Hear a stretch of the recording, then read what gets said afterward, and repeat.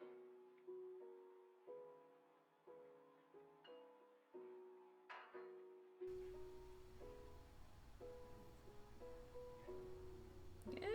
morning, everybody. We have a visitor today.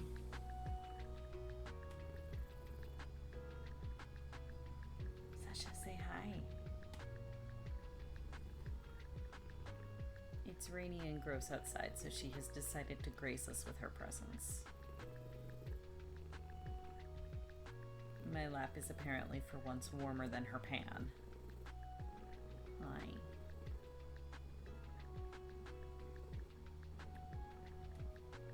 What are you giving me that look for? Morning, Merlin. Morning, Kitsune. Yes, Kitty. She's very warm. She's a hot water bottle with 4 paws.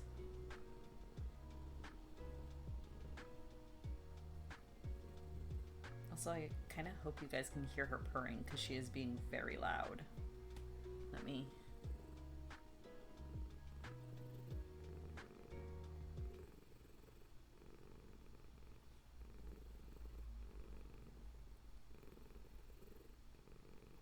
She is doing very warm purring. Morning, Fry Bacon. I do not mind lurkers at all. And in fact, I highly encourage people to work on their own projects while I work on mine. That's kind of the whole reason I started streaming in the first place, is because if I'm on camera, then I know I'm not getting distracted and I'm actually working on stuff. So yes, by all means. I'm pretty chill. I do some talking, and then there will be some quiet. But yeah, good luck with your own project. I do actually the same thing. I put on usually art or crafting streams in the background if I'm not on stream myself. Boop. Boop. Sasha may or may not stay. It tends to vary how annoyed she gets with me working on top of her. Yeah, so this is a quilting project. The pattern is what you see up here in the corner is what it will be eventually. Oh, that's my bird clock. Sasha, you're fine. I have a command for that. So this is called English paper piecing. So what it is, I don't know how well you can see the back. The ones along the edge here all actually have like a paper hexagon in them. And then I wrap the fabric around the edge and baste it so that it stays in the hexagon shape. And then I sew them along the edges to attach them. And once they're attached on all 4 edges, then I can take the paper out and it becomes one continuous piece of patchwork. So it's all done by hand. It's taking me quite a long time, which is part of why I wanted the dedicated time to work on it each week. Because it is taking me a while. But I find hand sewing incredibly relaxing, which is why I like doing it. You're fine, settle down. Sometimes she just kind of passes out and doesn't care, and then other times she gets really annoyed that I'm working on top of her. Yeah, so it's called English paper piecing. It's like an old, like if you ever see really, really intricate quilts, especially from like the 1800s, a lot of them were done using this method. And even today, there's not really a way to do this kind of patchwork by hand, or by machine. No, helps if I, no, there she goes. Helps if I get a needle. But part of the problem is what we call Y seams. So if you're looking at this and you see, so where these 3 seams meet into a Y, that kind of join is really hard to do on a machine. Because the way that you machine sew is you'll usually put the 2 seams together and then sew along there. So you can do it, 2 ways, But then once those two seams are joined, trying to fold it over to do the third seam on machine is very, very difficult. It's sort of doable, but it's way more hassle than it's worth, and it's just much easier to do anything involving Y seams by hand.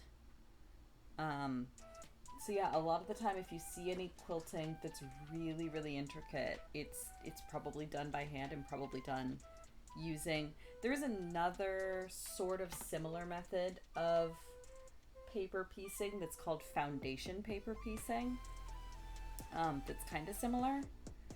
Um, and yeah, it's usually done using one or two of those. If it's a lot of straight lines, it might have been done by machine. But some of the really intricate, like hexagon quilts, and some of the really nice, like star quilts or the kaleidoscope quilts, a lot of them are done by hands, even today. Yeah, it's a craft that's a lot older than most people. Well, I shouldn't say that. Quilting sort of originated, and I should do more research into the actual history of it. But a lot of quilting techniques that we still use today were developed in like the 1700s, particularly in the American colonies, because it was a way to make sure that you were using every single scrap of cloth you had, because you didn't want to waste anything. So a lot of techniques for quilting were developed then as a way to use all of the bits of fabric that were left over from making clothing, usually, and that's traditionally why all of this fabric that I'm using is cotton, is 100% cotton. And traditionally quilting is usually cotton, just because it's much easier to work with. And also when quilting was first developed, that's what they had on hand, was they had a ton of quilting scraps, and they couldn't afford to just throw that away. So they developed techniques to patch it together and make it beautiful. Now that's patchwork.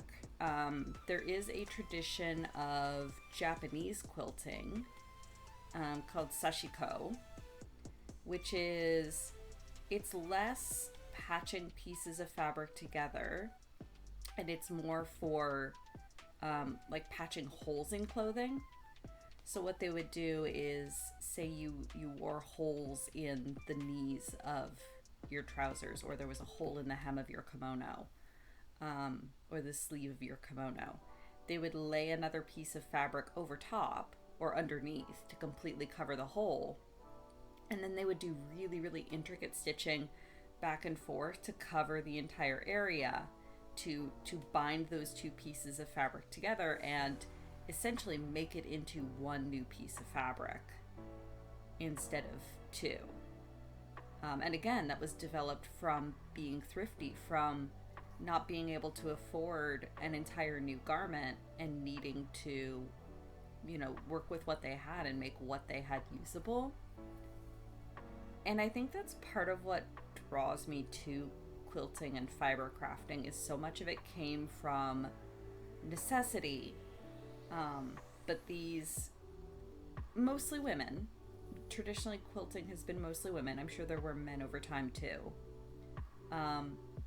But the way these women took what was necessary, mending and patching together scraps, and made it beautiful.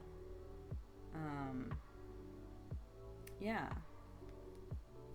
So that's kind of what drew me to the craft initially. And I just kind of fell in love with it. And like I said, I find hand piecing like this extremely relaxing and extremely satisfying. It's a lot of work, but when it starts really coming together, it's absolutely worth it. But yeah, good luck on your own project. I hope it goes well. I'm happy to be your background noise.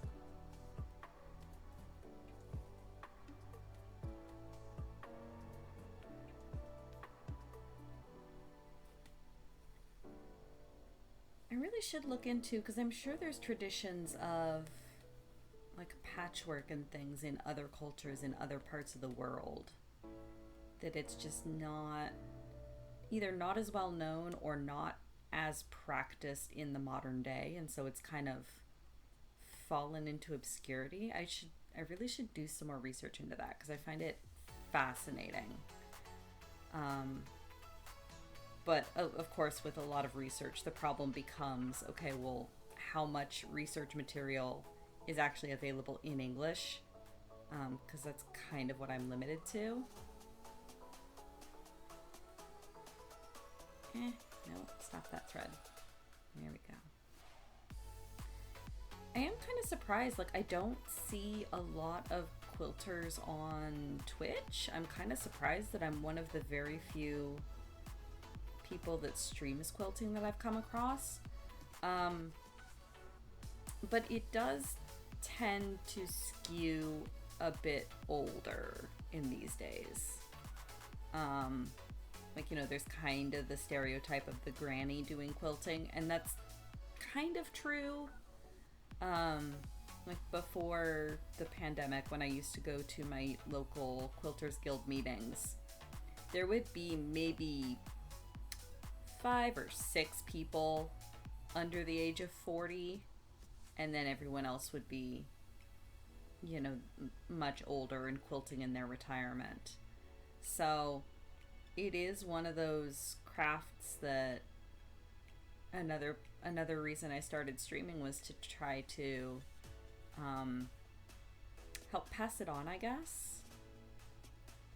It's strange because there is a lot of like quilting classes, and like quilting is not in danger of dying. It's being passed on by plenty of people, but it's like kind of in the background. It's still very much a more traditional craft that hasn't necessarily been brought into the social media age, if that makes sense. Like if you look on Instagram, you can find plenty of quilters posting on there, but it's not like you don't see a lot of streamers, or you don't see a lot of people that are like, I don't know, that are leveraging it in the way that you see with some other crafts. It's kind of strange.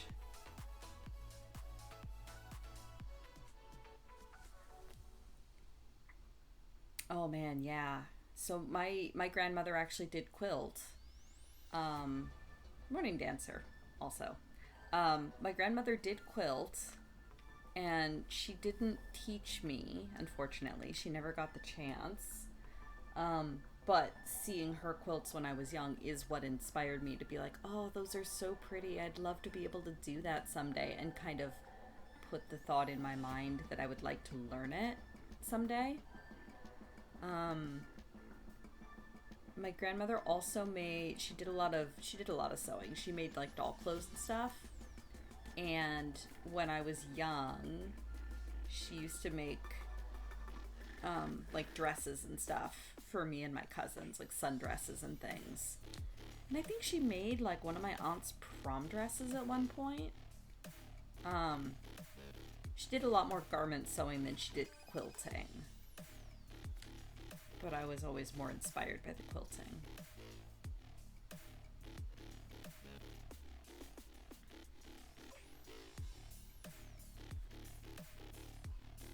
My aunts did cross stitch, but I don't think my grandmother's ever did. And then my friend's grandmother is the one that taught me to crochet. Like, I remember her very vividly sitting us down on the basement steps and going and digging through this giant tote of yarn to find like suitable yarn to teach us, and then she taught me and my best friend how to crochet. And I have done yarn ever since. Like, quilting I taught myself. It was something that I wanted to do, so I taught myself through goodness, my voice is not awake today. I mostly taught myself through YouTube videos and books and online tutorials how to quilt. but Grandma Pizza taught me to crochet, and I'll never forget her for that.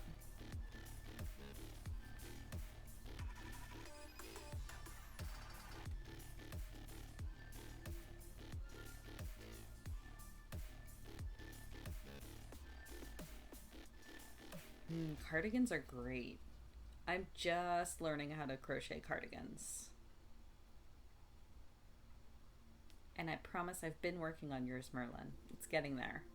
It's just I'm at the stage where the doing it in the round, each thing around is so large that it's taking me a while. It's getting big. I'm almost done with the body, and I know I've been saying that for weeks, but I definitely did not get as much done this week while I was off work as I wanted to, but c'est la vie. It's been rainy and gross, and I've just kind of been floppy and sleepy all week. But I start my new job tomorrow, so that will put some pep in my step, I'm sure. I am nerve-sighted about that. Is that enough for another seam? Probably not.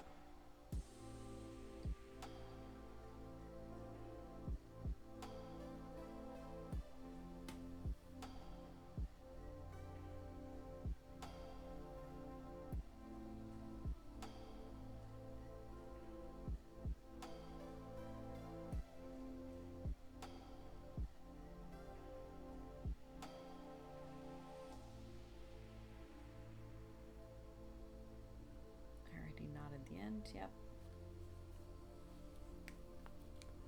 I'm not sure where Sasha went to. She'll be back. She probably went back downstairs to her pan. And she left all of her fur behind.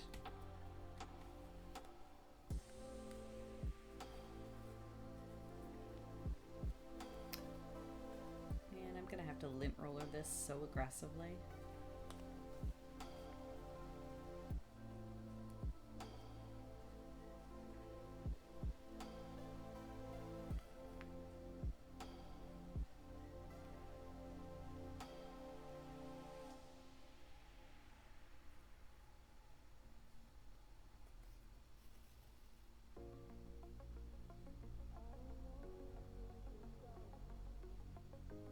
I should probably ask and make sure my sister-in-law is not allergic to cats. Because if she is, I'll have to wash this a bit more thoroughly before I send it to them. Thank you.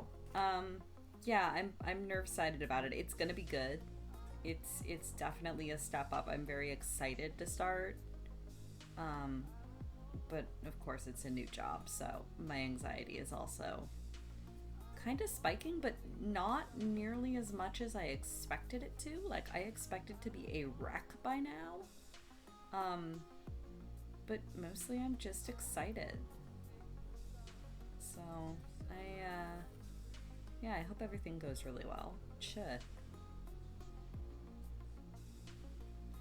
I'm a fast learner and a hard worker, so everything will be fine.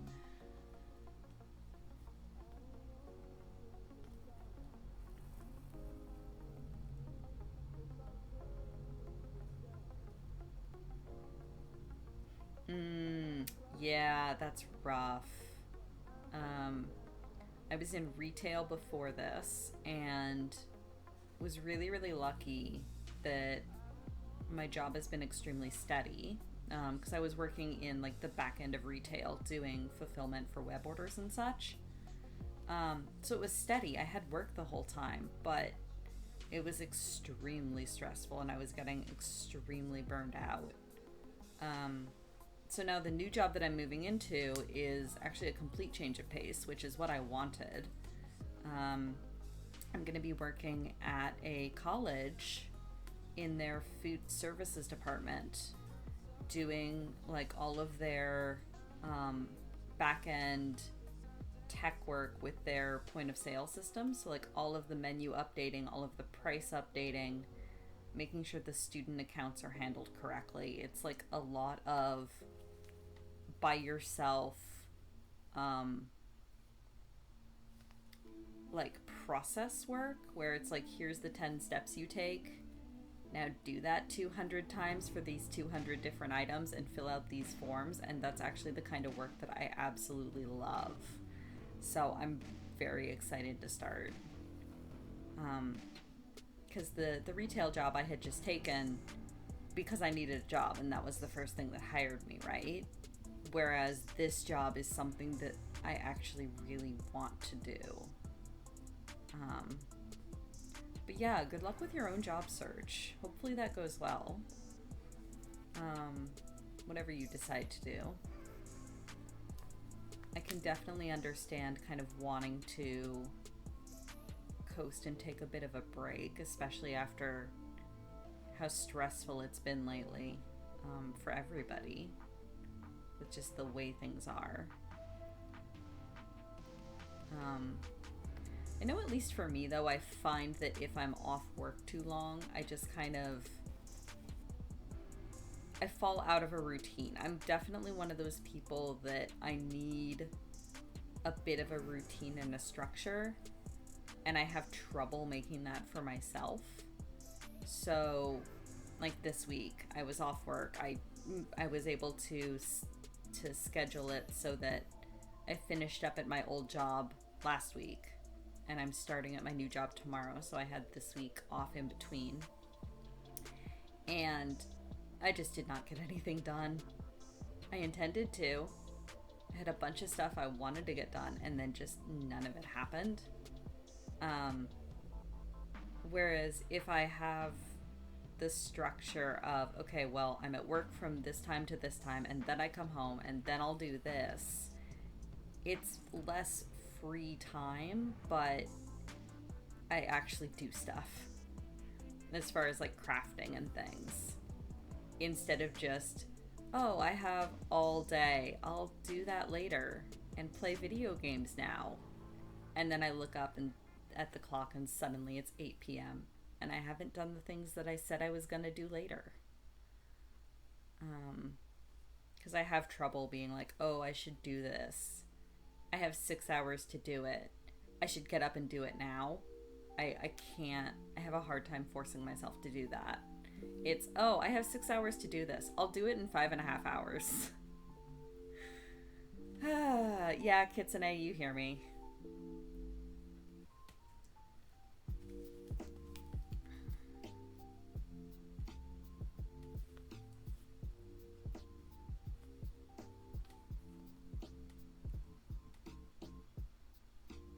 It also helps that my new job is literally 2 minutes from my house, and my old job was an hour away. So even just the 10 hours a week I'm going to be saving on commute is, I hope, going to give me a lot more time and a lot more energy to be able to, because it's looking like the way that our schedules are going to fall, that Kara and I will be getting off work at roughly the same time, but then she has an hour commute to get home.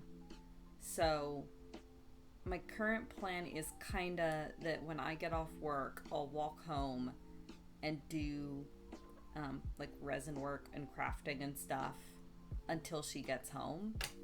And hopefully that will give me enough chunk of time each day to get into a really good routine. Because the thing with resin work too, especially, is that you can't just do it from start to finish. You have to, you do the resin pour and then you have to leave it sit for 24 to 48 hours while it hardens. And then you can unmold it, and then you do the doming on the back, but then you have to leave it sit for 24 to 48 hours. So it's like very regimented steps to it, which is kind of nice, because then there's not that rush of like, oh, I have today off, I need to work on this all day. It's, you can only do so much, which is part of why I'm a little frustrated I didn't get more done this week. Because, going through the different steps, I could have gotten a batch or two done. but I mean, it is what it is. I'm planning to do a pour this afternoon after I get off stream. Because the dyes I ordered finally came in on Friday. Sheesh, it took forever. Well, no, it didn't take forever, but I was hoping they'd be in much earlier in the week. So I will get to do some experimentation with new dyes this afternoon. To see how they come out. And how much I need to mix in to get the shades that I want. And that sort of stuff.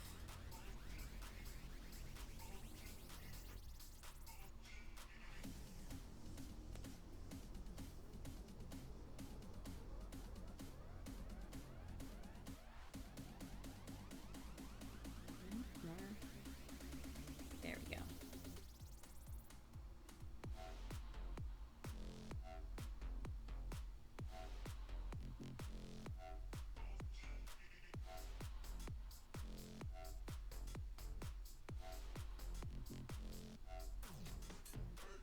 Oh gosh. Well, I'm really glad that you are taking the steps needed to take care of yourself.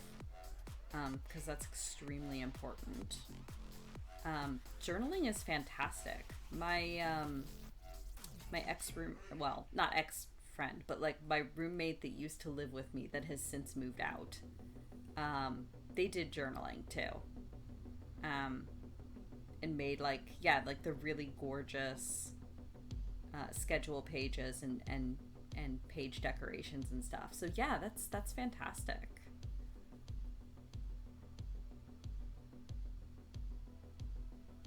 That's one thing that I've always admired, when people are able to do like journaling and habit tracking and that kind of thing. Because I'm not, like, I definitely need the schedules, like I was saying, but I'm not a huge like habit person. If there's something I need to do every single day, I have trouble sticking to it. And I very much admire people that can do that.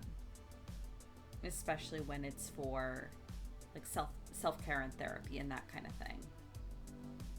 No, come on, needle, behave. There we go. But yeah, I hope things improve for you soon. Sounds like they are starting to, and I hope they continue to. Come on, thread.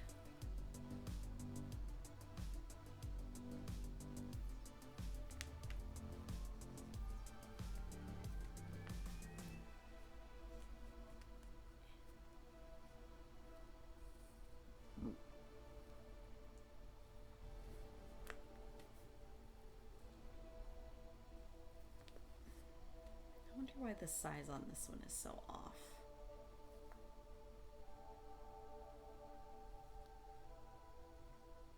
Must have folded that edge down too far. Oh well.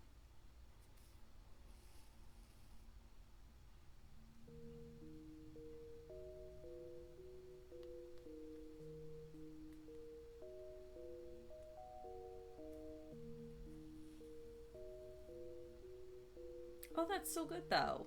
It's fantastic. Yeah, I love when you can find a method. Oh, shoot. Remember how I said I was going to pay attention to the way the pattern is on these? I definitely did not with this one. That is out of line. Help.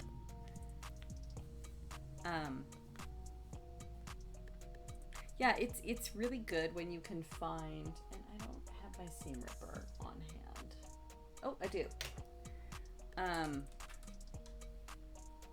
Like, this is going to sound a little silly, but on our, because we're all like adults.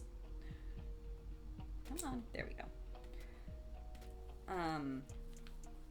Downstairs on our refrigerator is a chore tracker that has stickers on it for loading the dishwasher. Because for whatever reason, Kite of Many Aliases followed me. Oh my gosh, I wonder who that could be. Good morning, Kite. Um, for whatever reason, I'm 5, and if you ask me to unload the dishwasher, I don't know, I don't resent it, but it's like I pout about it. Like, I don't like doing chores and I don't like unloading the dishwasher. But if there's a sticker chart and I can put a sticker on the chart after I unload the dishwasher, it gets me to unload the dishwasher. um so yeah, we have a sticker chart on our fridge. But like, it's stuff like that, right? Where it's like, if it works for you, there's no shame in it. If you can figure out a way that gets you to do things, who cares if it's childish, or, and not that journaling is childish. I was just using my stickers as an example. Yeah, if you can find something that works for you, go for it. Yes, now I need to pay attention to things.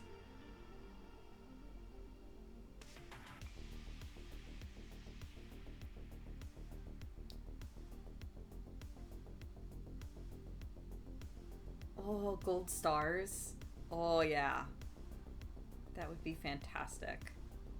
There's something so enticing about stickers. Even as an adult, I love stickers.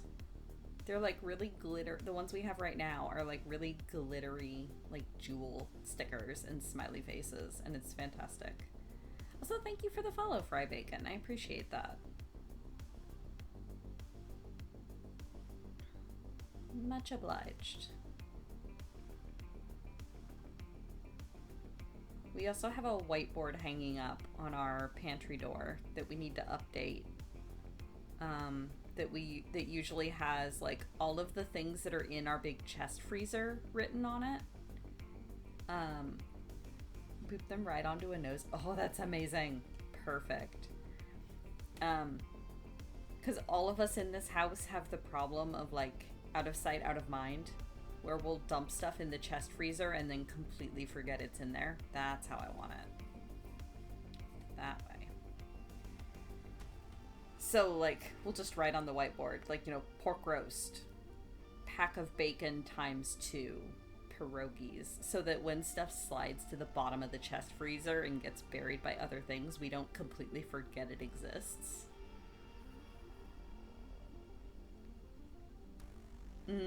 Yeah, that's fair, Dancer.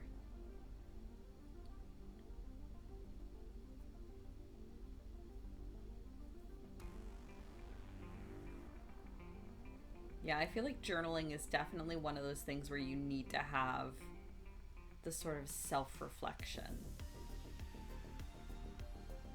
Unless you're doing it for, like, historical record purposes, which is also valid.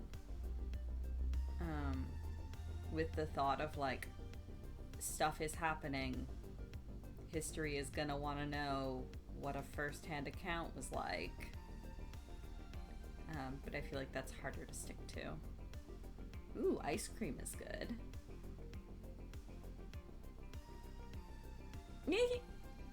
Climb a little staircase to receive the blessings of Kite. Oh, that sounds wonderful. I would like to do that. Just be booped on the nose.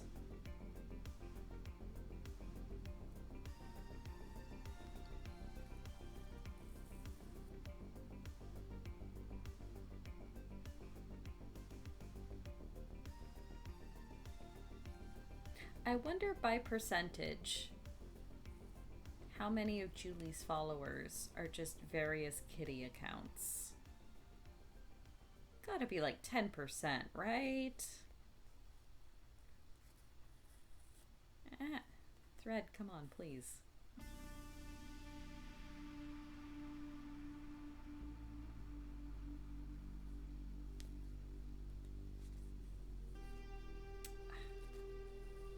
Just really likes that corner.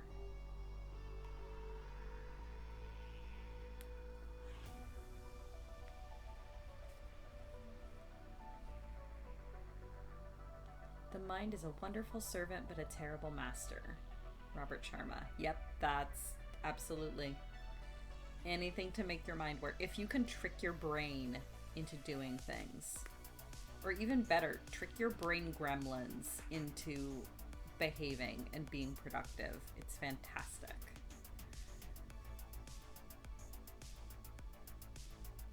I guess. I feel like Kite has way more secret accounts than any of us know about.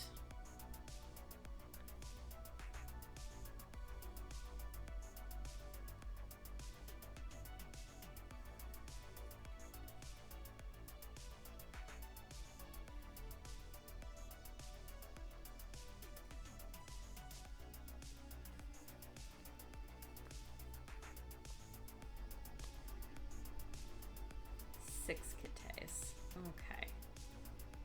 I guess. I mean, 6 Kites that you'll admit to.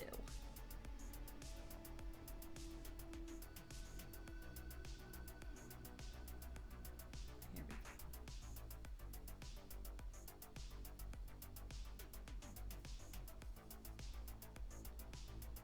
I'm mostly teasing. Hopefully you caught that.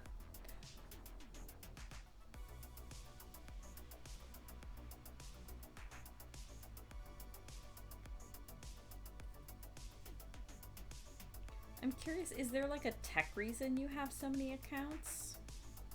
Or is it just you made a second one as a joke at some point and then it snowballed? I mean, you don't have to tell me. I've just always been curious about how you ended up with so many various accounts.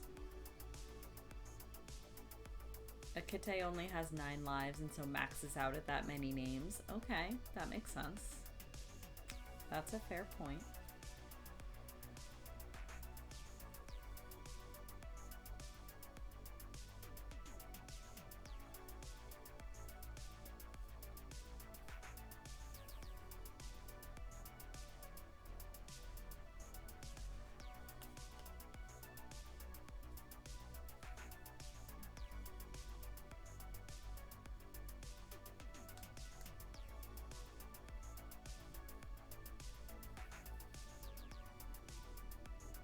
Ah, yes, that would do it. Makes sense. I think cuddly is the default.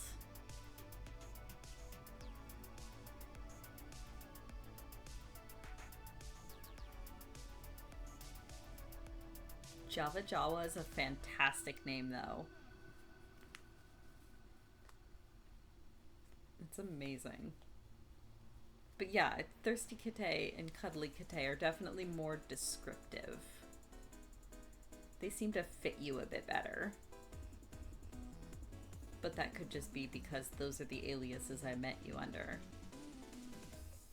Goodness, what the heck is going on with my voice today?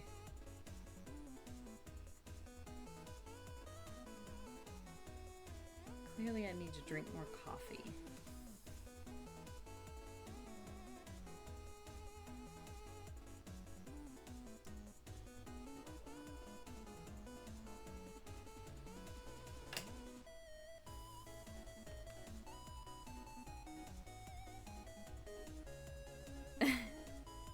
Of course the rest are Julie's fault. I'm pretty sure everything is Julie's fault when you get down to it. Is that enough to do another seam? Probably not. Ah yes, the traditional thread chicken. 2 distinct Kites. I really should watch more Surge streams.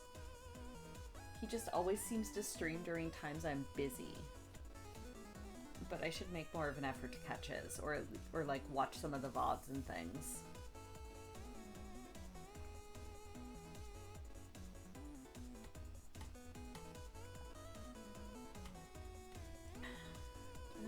Let's see.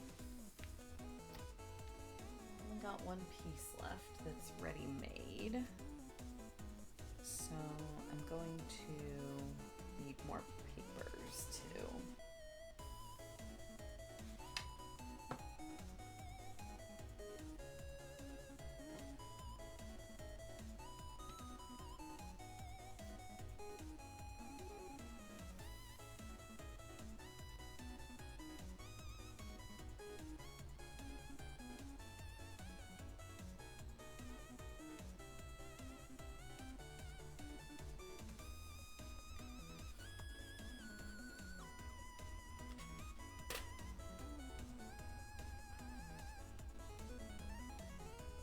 feel like I had a job-related dream last night, and now I don't remember what it was. Like seeing my old boss at my new job or something.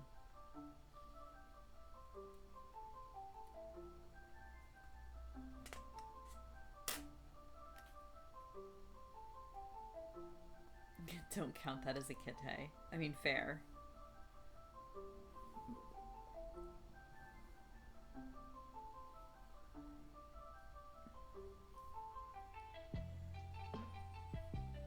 And then don't you have one that's specifically for trolling Ben, too?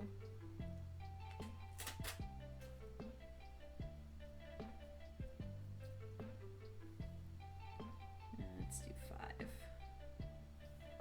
That'll work for now.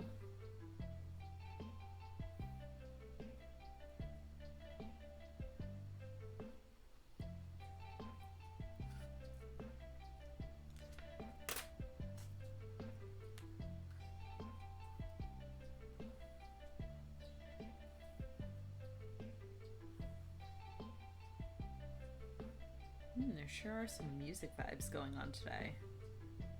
I like it. Sometimes my shuffle is good. Sometimes my shuffle is confusing. Alright, that'll do for now. Thimble came off. There we go.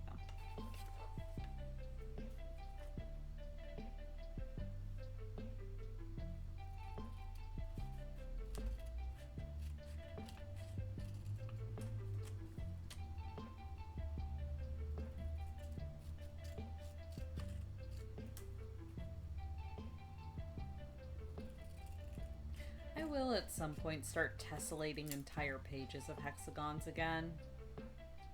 It's just these little post-its are so convenient and they're just the right size for it. And what else am I going to do with that many post-it notes?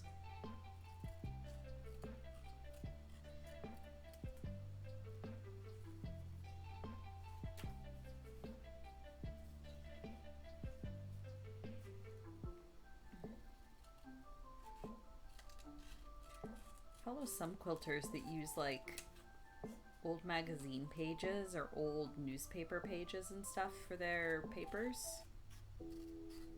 That would be fun at some point. Just, you know, for flavor.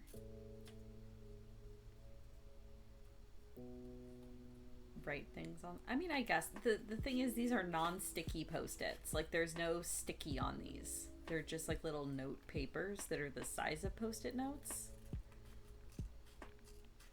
I do use them, like if I were to take a picture, my my corkboard and magnet boards are like covered in them where I've scrawled, like I use them to, I'll write measurements on them and stuff for various quilt patterns and then just kind of stick them on my board.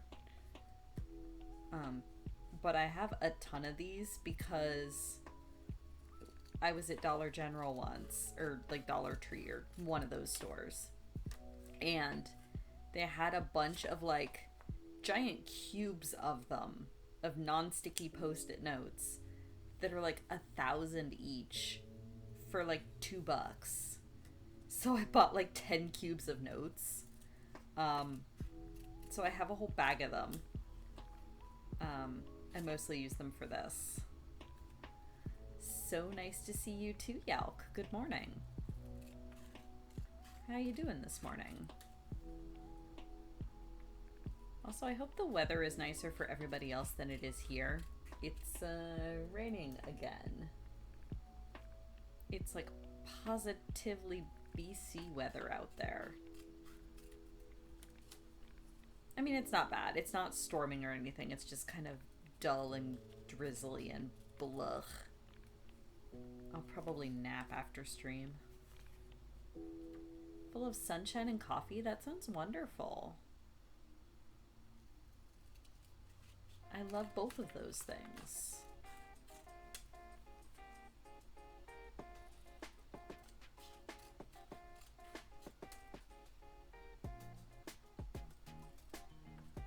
For some reason, my brain just supplied like, and bacon. Sunshine, coffee, and bacon. don't have any... Well, no, I guess there's bacon in the freezer I could thaw out.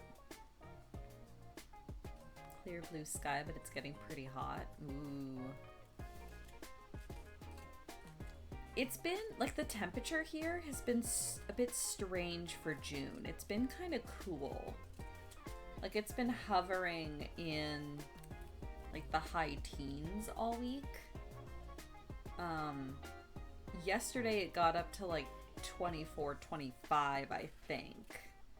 But today with the rain, it's back down to, like, 17. And usually we're consistently at least hitting 20 every day in June. But yeah, it's been really rainy here the past couple weeks. So it's kind of kept the temperature down. Lower than what it might otherwise be. But that probably means that the moment we flip over into July, it's gonna shoot up to like 32 degrees, and I'm not looking forward to that. Usually a cool June means a really, really hot July and August, which I am not thrilled about.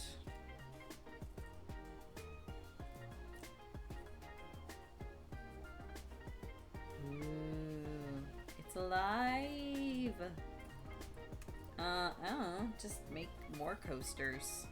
And more coasters. Just fill your house with stacks of coasters. Custom Jenga blocks. Trying to think of what else you could make out of wood. 32 is possible. Ugh. That's too hot. My ideal temperature range is probably in the 20s. From about 20 up until 26, 27, 28. That's fine. I'll just go out in like a tank top and shorts. But once you start getting up above like 27 is when it starts getting way too hot.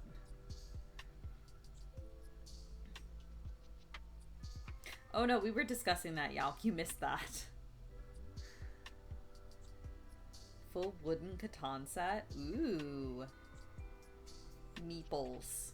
Just make custom meeples that look like all your friends. So that the next time everybody comes over to play, you can just present them and be like, here, this is your meeple. And kind of freak them out, because that would be fun. 32 is fine with a breeze. Yeah, yeah.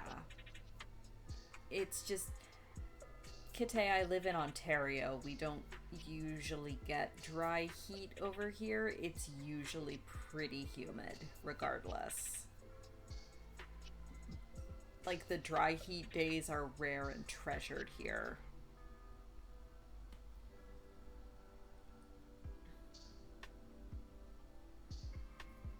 At least in my neck of the woods. Okay, how did I... Now I have to pay attention again. I had these lined up against the points. So like that.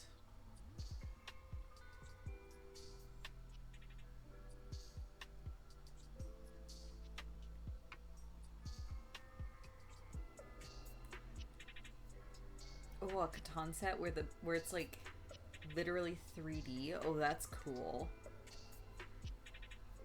Yeah, that is a cool idea. Yeah, there's the Ottawa River runs obviously right through Ottawa. And so everything around here, it's almost always wet heat, which is unfortunate. Because I much prefer a dry heat.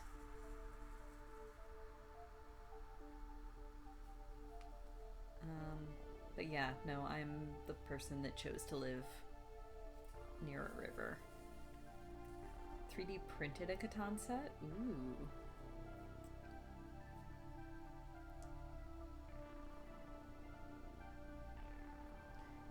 You could do... I don't know, you could do like a really cool inlaid chessboard, probably. I don't know exactly what a CNC is capable of. I'm just kind of extrapolating based on the things I've seen you work on. mostly flat things, right? So, like, you'd have, for instance, you'd have difficulty trying to do chess pieces with it, but a chess board is possible.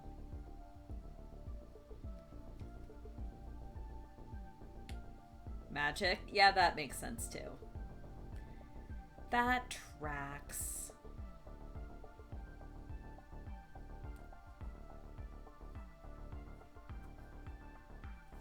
I think I've mentioned there's a maker that I follow on YouTube that does does woodworking. And yeah, most of his stuff's magic too. He's got like one of those, he'll make like little jewelry boxes and stuff. So he's got one of those, I don't know the technical word for it, but one of those buzz saws where you can like adjust the angle of the blade so that it'll, when you put the wood across it, it'll cut the wood at various angles. And it's so cool to watch him do that. And then, because he'll just like, and of course he's got it edited into a montage so that it's seamless. But like, it's so cool watching him. He'll just like adjust the angle, cut the pieces, adjust the angle, cut the pieces, and then magically it all fits together into a box. It's incredible. And very, very satisfying.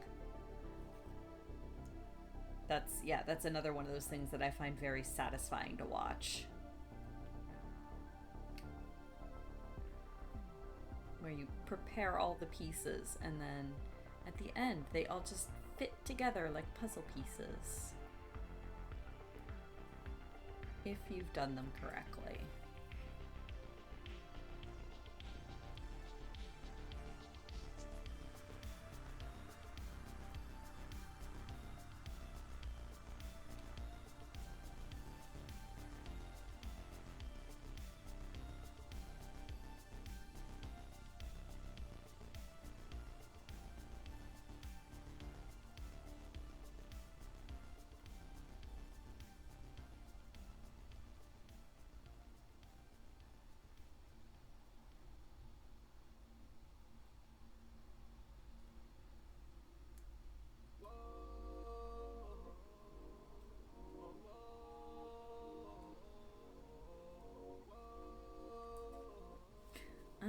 Okay.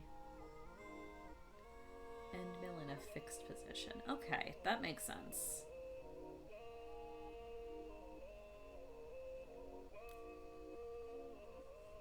A compound miter saw. Oh yeah, because miter is when you, because mitered corners. We actually do those in quilting too. Because when you put the binding on a quilt, you want to try to do your mitered corners. So I actually do know what that is.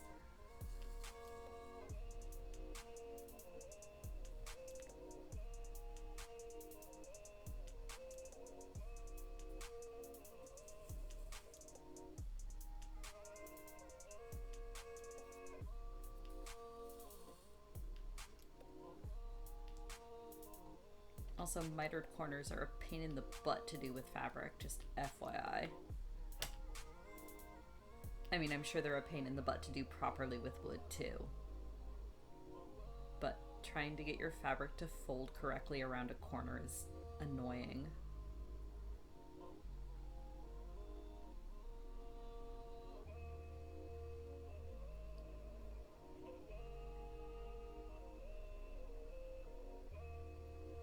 Compound because you can miter while you bevel.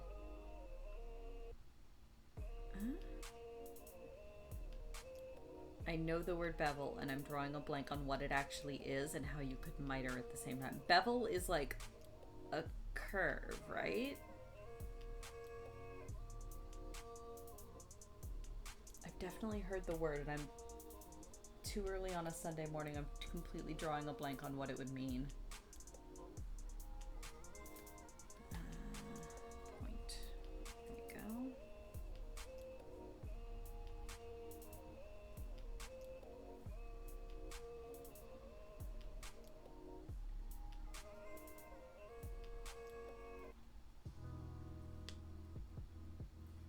Just angles against different axes. Oh, okay, yeah. Oh, yeah, yeah, yeah. Because bevel, like, yeah, beveled edges, yeah. Yeah, yeah, yeah, because that's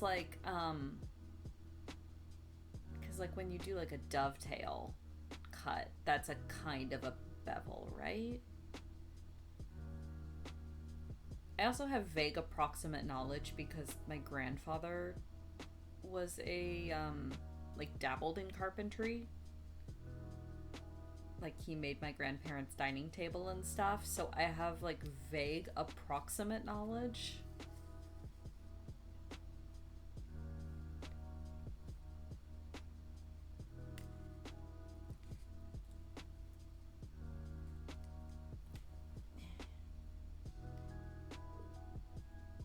Go away, virus alert.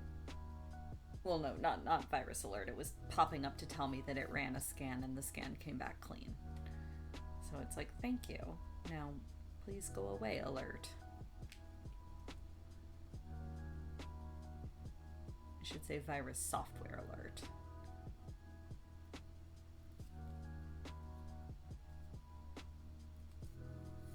You're awake? Are you sure? Are you absolutely sure, Merlin? Oh, bagel. I do have a bagel down. Okay, so last week, I don't know, we got into bagels last week, and I did in fact go and get bagels after stream. And I've got cheddar cream cheese in the fridge.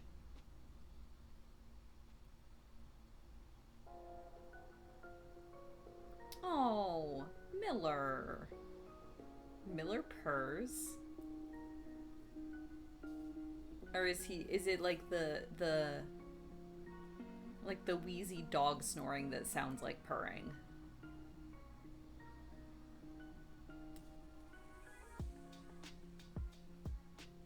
I mean, I also just kind of flopped around in bed for a while and made groaning noises at the weather outside, and then finally hauled myself upright. Ooh, strawberry cream cheese. I'm not a huge strawberry person. Um, I made the mistake of letting Sasha taste the cheddar cream cheese, and now it is her favorite thing in the world. And every time I open the container, she comes running over. Because dairy. She also loves whipped cream. Anytime we have anything with whipped cream, she's usually really polite about it. She doesn't, like, she's not one of those cats that tries to shove herself into it. She'll just sit beside you and really insistently pat your arm and make really sad crying noises. Like, you want to give me some, don't you? Yeah, you do. I know you do. Please just give me some. But she's usually, like, really polite about it. She just sits and pats, so we usually indulge her and give her a bit just as a reward for not being a brat about it.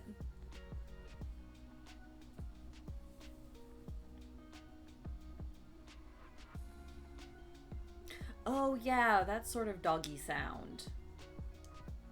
Yeah, I've definitely heard dogs do that before. Mostly when frustrated, though. I've never heard of a dog that did it when content. Yeah, that's a purring thing for sure. Oh, Miller. What a good boy.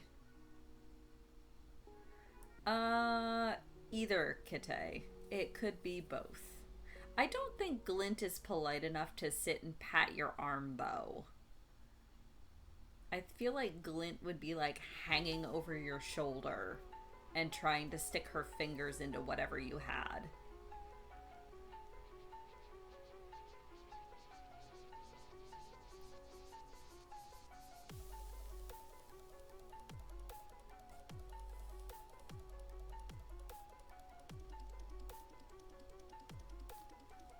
But also, aw, hi Miller. I wish I could give him scritches. Because he's a good boy and deserves them.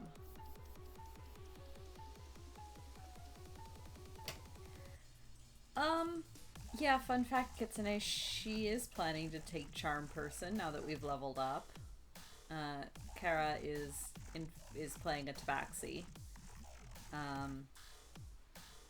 She also just has really, really high base charisma and can just persuade.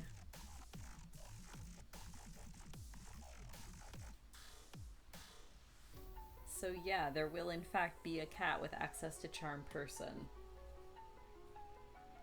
It's only a little concerning. She probably means well.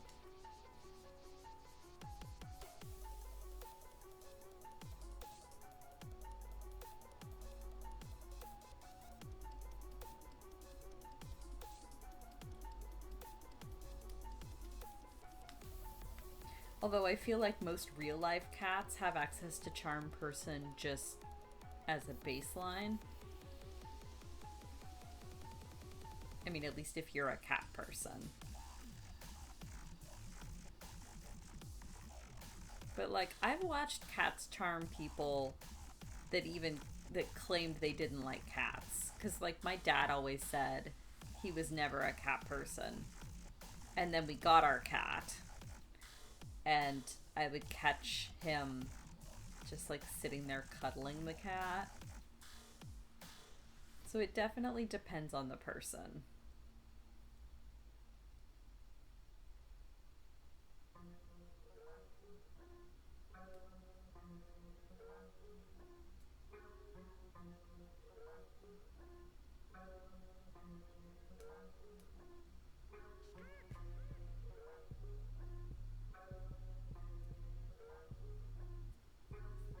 Aww. Yeah, cats are smart. They know where they can go for help. If they're trusting and if the people have been treating them well, that doesn't surprise me.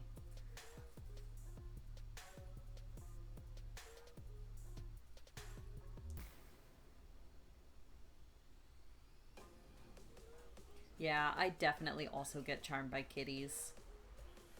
Absolutely, just on site. I'll be walking down the street and see a cat and immediately like get down on my knees and do squid fingers.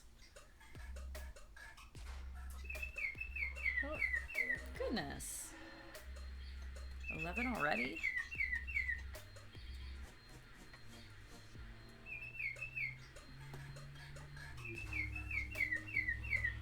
Yeah, exactly. This is how a cat adopts you.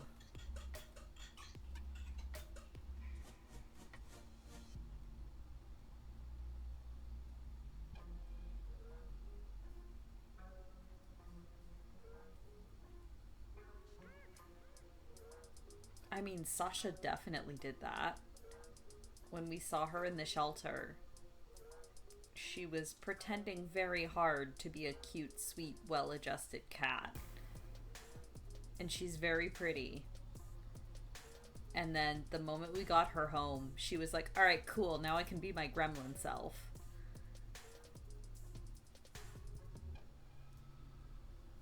Oh no, is the delay bad?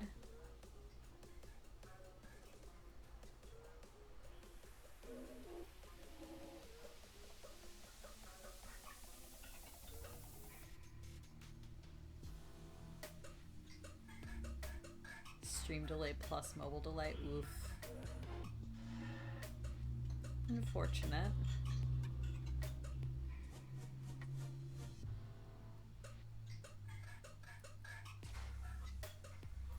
I mean, everything looks pretty good from my end. But, yeah. Yeah, stream delay is unfortunately a thing.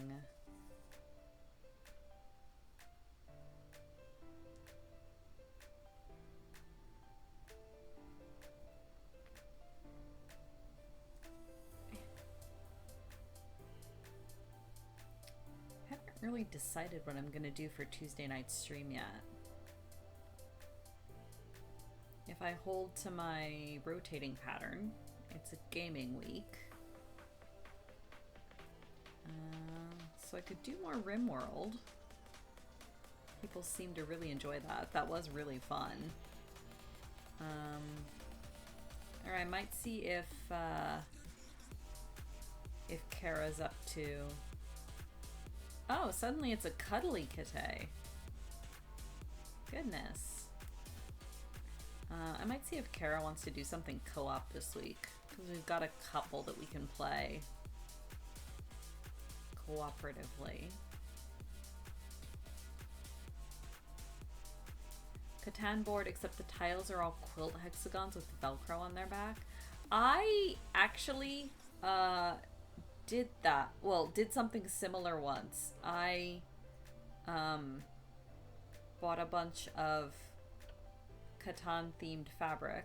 Well, like I had, you know, wheat and stone pattern and sheep pattern. And I actually made one of my board gaming friends a Catan themed tote bag. Where I did the hexagon. I did a hexagon piece of fabric with all the Catan tiles and then turned it into a tote bag for her.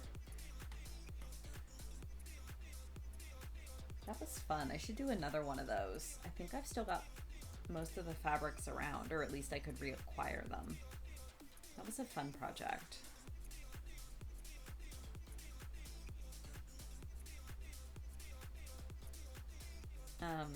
Because there's a method I know that's like a quilt as you go thing, where, yeah, each of the tiles, or each of the hexagons is self-contained. Don't think I have any easily in reach. I've still got a few around. It's kind of similar to English paper piecing, in fact, but like this paper piece would be another piece of fabric. So I have fabric A, and then I just wrap fabric B around it, and it becomes self-contained with no raw edges. So yeah, you could definitely do like individual hexagon tiles if you wanted to.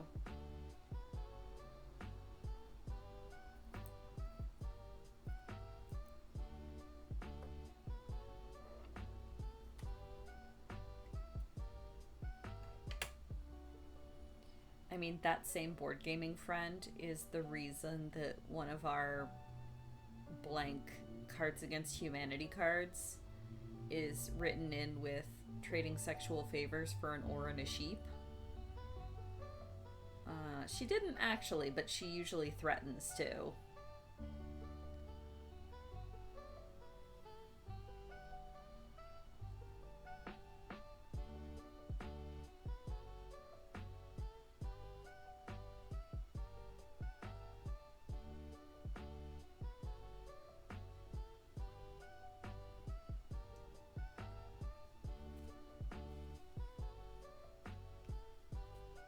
I mean, if you've ever played Catan, it can be a valid strategy. Sometimes you just really need an oar and a sheep.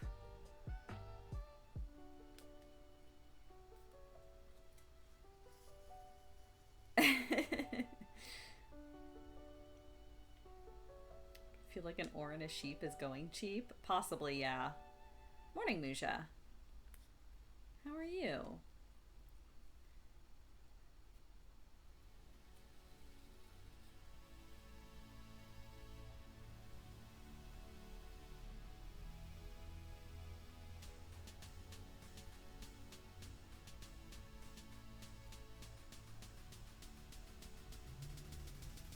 Sleepy. Yeah, that's fair. I think everybody's still kind of sleepy. It's raining here, so I'm just kind of baseline sleepy. Strip Catan? I mean, I'm sure that's already a thing, Yalk. I know, like, my friends and I used to get really into competitive Catan. Okay, that reminds me of the time, though. So, again, it was this same board game friend, my friend M, who's incredible. She once was teaching me and Kara how to play Agricola. And she was, like, handing out the meeples, but we were playing at a board game cafe. And they didn't have all of the pieces in the Agricola box. So we like raided, I think it was Star Wars Monopoly that was nearby. So we stole the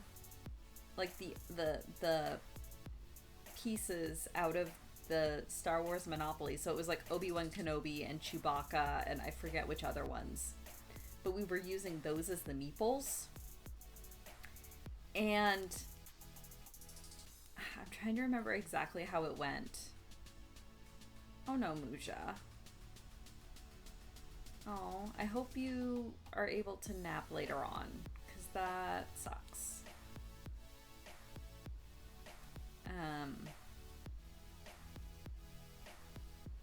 But yeah, so Em was teaching us how to play Agricola, and she was like, okay, well, you start out with your farmer and his wife. And Kara was like, but I'm a lesbian. I don't want to have, can I be a lesbian farmer? And Em was like, okay, I guess, but we still have, like, the men as part of the game. And eventually it wandered around to let's eat the menfolk. And so Em kind of, and we wouldn't let her let it go. We're like, no, we don't need men on our farm.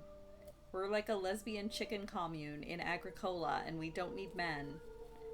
And finally Em threw up her hands, and she's like, okay, fine.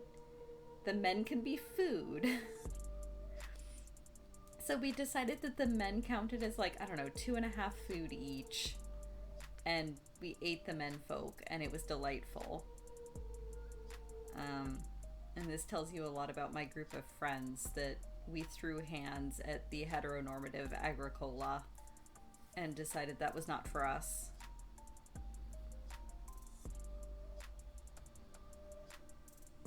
Immortal lesbian vampires? Yes, please. That sounds amazing.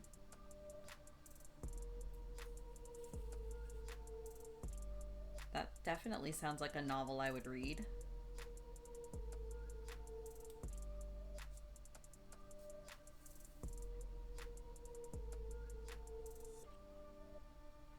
Delicious, delicious men. Exactly. Eat the menfolk. Burn the patriarchy.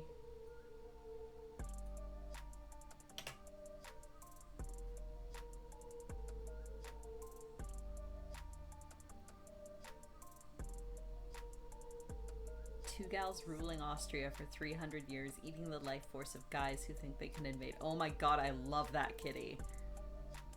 I would absolutely read that novel. It sounds incredible.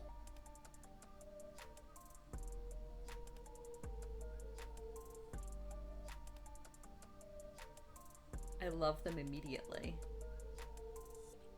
I mean, it is kind of just the plot of the Castlevania anime.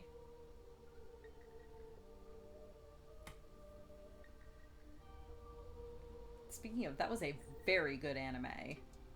Anyone who hasn't watched it really should.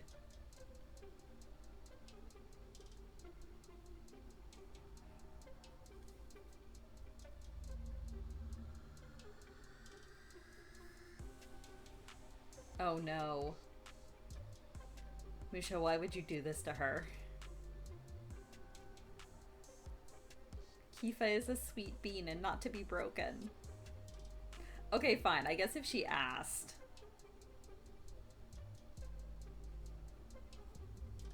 Let's do it that way.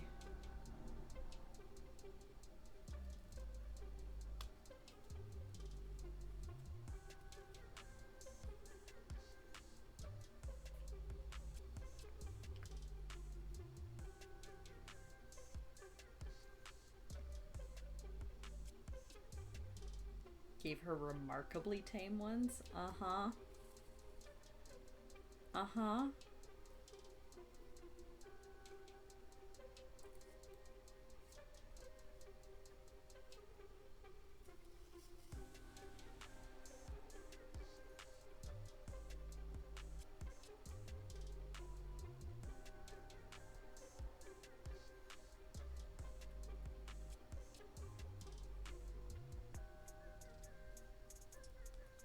Are we talking like fanfics or fan arts?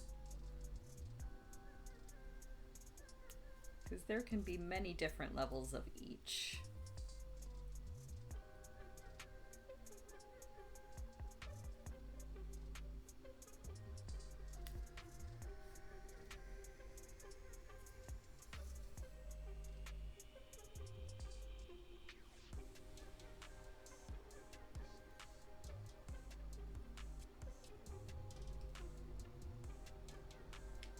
Hooray! Real-time Yalk. Ah, photography. Nice.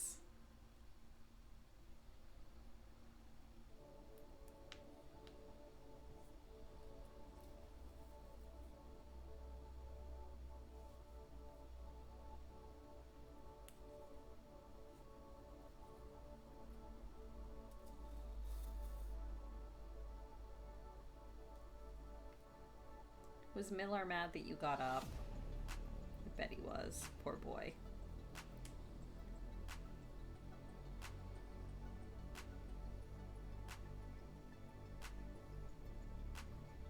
Yeah, that's fair, Kate.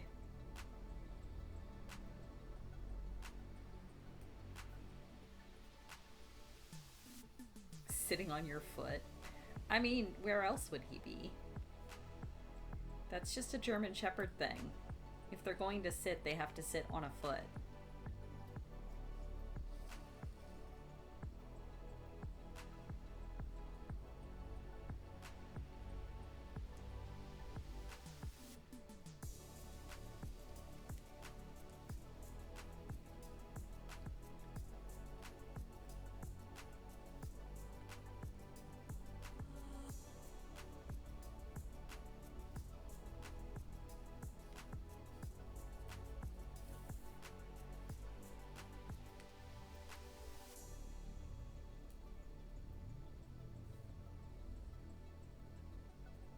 Thirsty aces have colonized your innocent crafting chat. It's fine. Considering I'm married to a thirsty ace, it's fine. I'm used to it. I do not mind.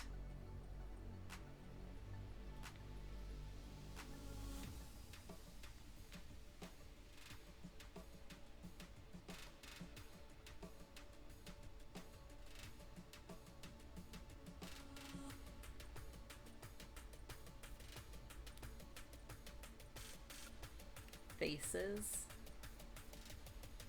Maybe.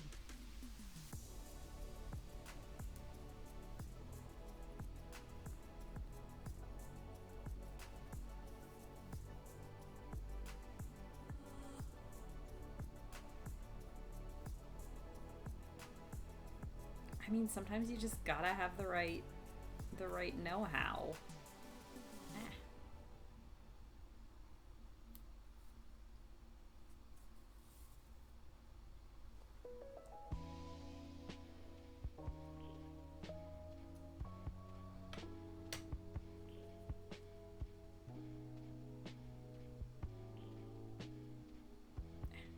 Come on.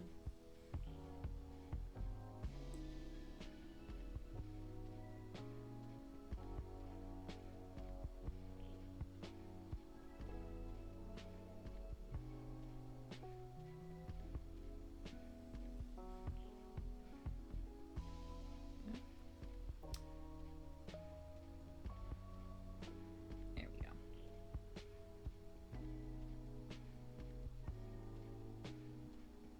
I mean, you're just a connoisseur, Muja. That's all it is. You're a collector.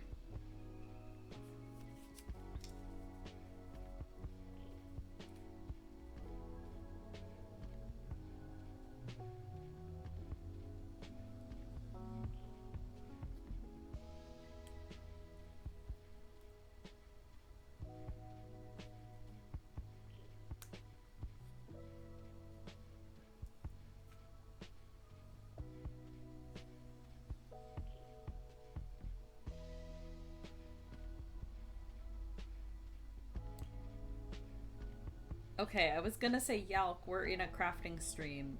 You're gonna have to be more specific. And I hate that the word for person who sews is sewer, because you cannot tell in type. Also, it just sounds weird. Sewer doesn't... It sounds like there should be a better word for it, and there isn't really.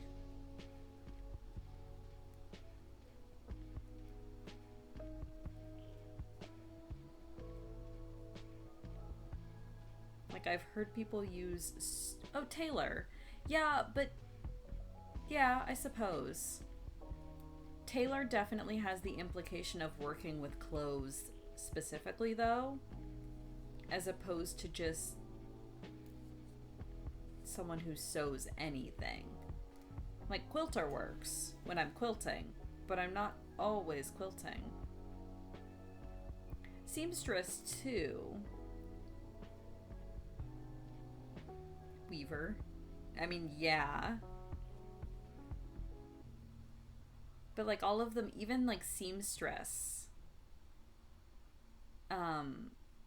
tends to, at least to me when I hear it, has the implication again of working with clothes, which I don't usually. But yeah, seamstress is probably the closest.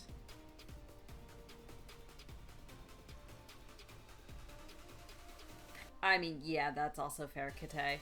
That is a very good point. I've heard people use sewist instead of sewer, which I suppose works.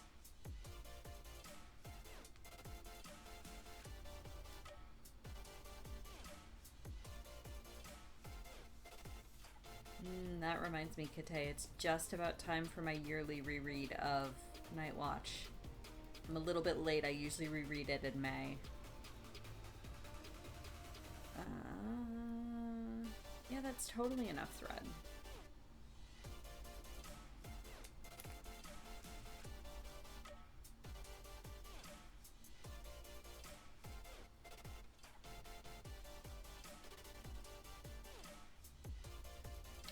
Stitcher. Yes.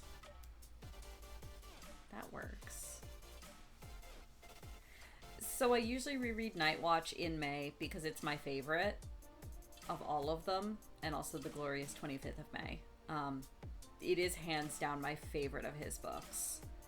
I reread a bunch of the others more sporadically. I love the Watch stuff. Sorry, I have to stick the needle in my mouth again.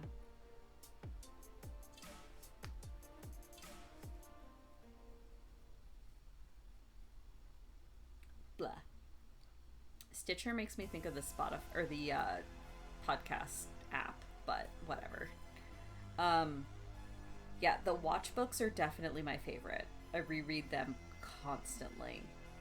I love the Death and Susan books as well. And I love a bunch of the standalone ones, like Monstrous Regiment is really, really good. The Truth is really, really good. Although I guess that counts as a Susan book, kind of.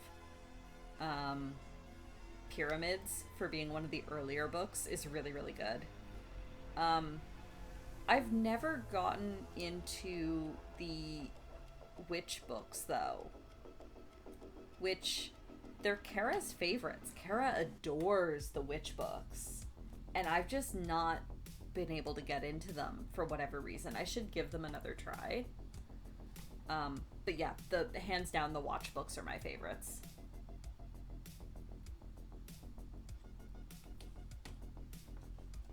Like, and hands down, Vimes is my favorite character. I just love the way that he's written. Yeah, I think that's why I'm not as much of a fan of his earlier books, and I just can't get into them as much. But then again, I'm also, I mean, granted, he was getting extremely sick, so his later books are, I don't know. I don't know how to feel about his later books. Like, I'm not a huge fan of Snuff. I felt like everyone was getting really out of character and off base. But again, those are books Pratchett was writing when he was getting really sick. So, I mean, you can't really blame him. They are what they are. But definitely the middle books are my favorites. Night Watch, hands down, my top favorite book. I love The Fifth Elephant, also very, very good. I love The Truth, also very, very good. Yeah, Vimes is just, I don't know, he's so... Vimes is what I aspire to be. As far as, like,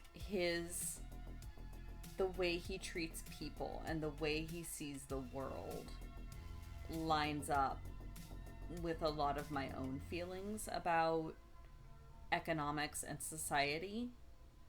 And just the idea of who watches the watcher. Well, that's also me. That you have to be responsible for your own actions. And you have to be ready to face the consequences. Like, I really love Vimes' character, and I really appreciate it a lot.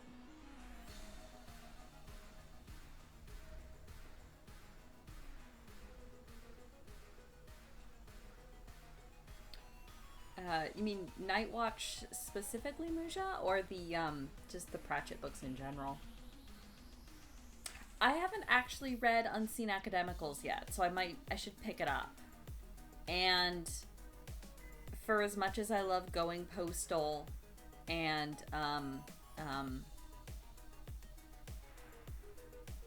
the second Moist book, I couldn't actually get into Making Money. Nightwatch was... Kitty can probably find it faster than me. I want to say early 2000s? I'm trying to remember the first time I read it, because I read it right when it came out. 0506, maybe? Maybe a little bit later than that.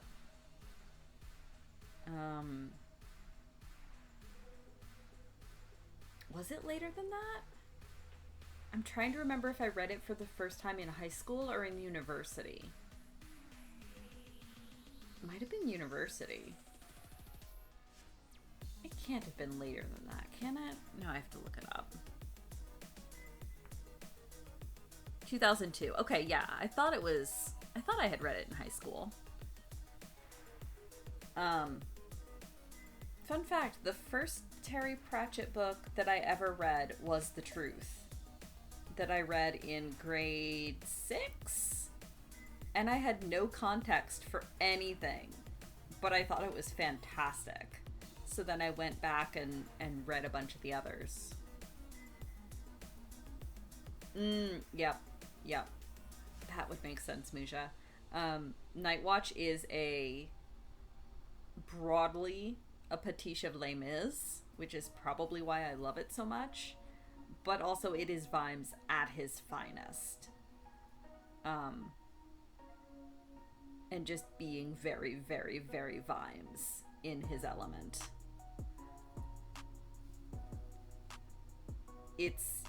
Nightwatch is a fantastic character study for Vimes himself, which is probably why it's my favorite.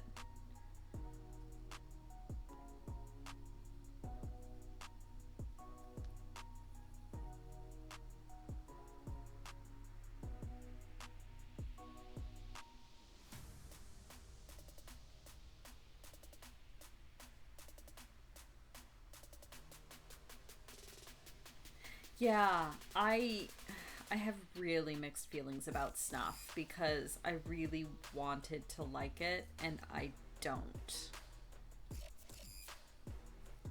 Yeah.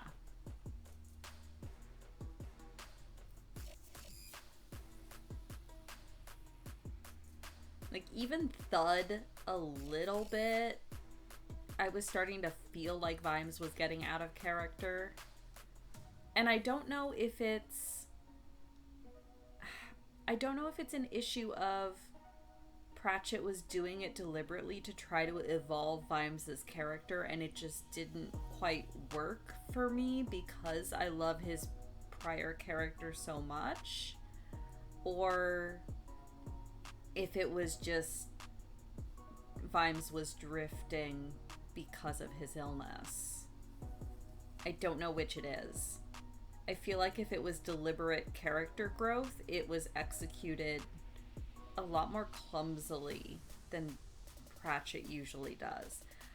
I don't know. I've only read it once. I would have to go back and read it again. I just remember as I was reading it, Snuff in particular, I just kept thinking, like, this doesn't, like, it didn't feel right, but I can't really put my finger on anything specific. I'd have to go back and read it again.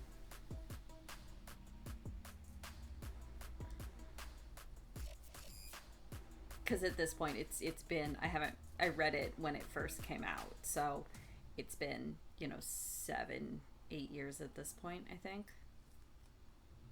I just remember I was expecting a lot more from it and ended up being really disappointed by it.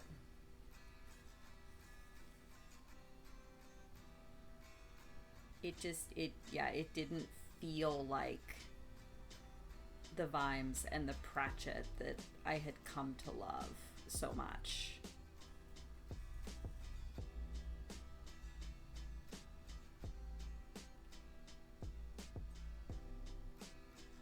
Yeah. Like I said, Thud has a lot. I'm trying to remember exactly what it was about Thud. I think it was just kind of, it wasn't so much that Pratchett was out of, or that Vimes was out of character in Thud. I feel like it was more that I just wasn't, I definitely enjoyed Thud. I was just, the stuff with the Drowning Dark, I think, I was kind of eyeballing it, like, are we really going there? Like, do we really need to add a super, because I think Vimes has kind of always been the Batman for me. He's badass because he's completely normal, and adding in the supernatural element just didn't quite fit in with me. I was just kind of like, all right, I guess this is a thing, but it was kind of like take it or leave it for me. It definitely wasn't bad. It was just not quite to the same level that like Nightwatch and the Fifth Elephant were for me. And yeah, I know that the Drowning Dark was established in the Fifth Elephant. But yeah, just kind of the further evolution of it in Thud, I wasn't super jiving with. I should go back and reread Thud again. Again, it's been a while since I read that one too.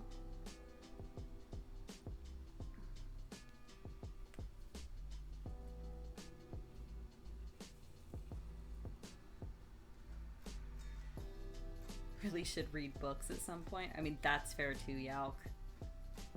It's been a while since I picked up any sort of a book. Book's very good.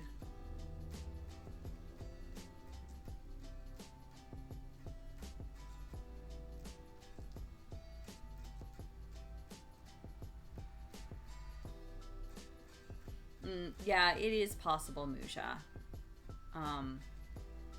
I know that I believe his daughter was helping him out quite a lot with some of the later books.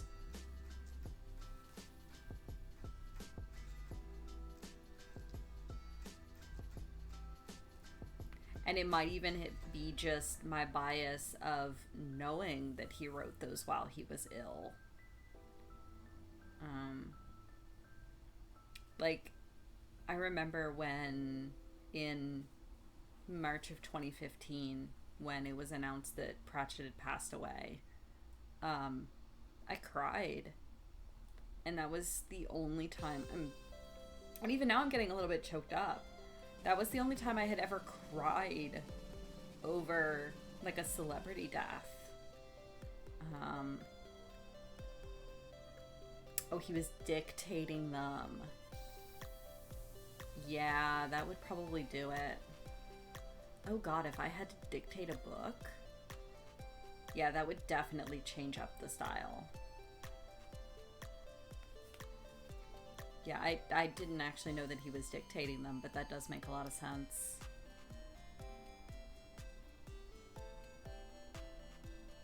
Also, thank you for feeding the baby dragon. Much appreciated. I mean, I say appreciated like it has any sort of benefit besides the pixel points, but you know. Ooh, yeah. Yeah, that would definitely introduce issues.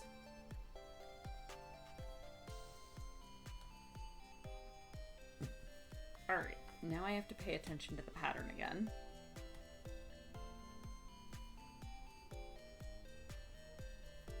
remember what I'm doing this time.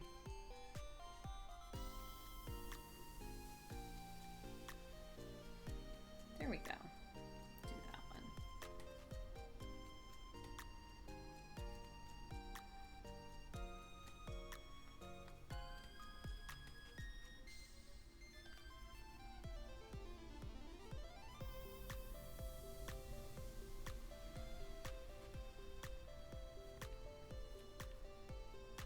Mental health pixel points. It gives endorphins. Yes, absolutely. Feed the baby dragon.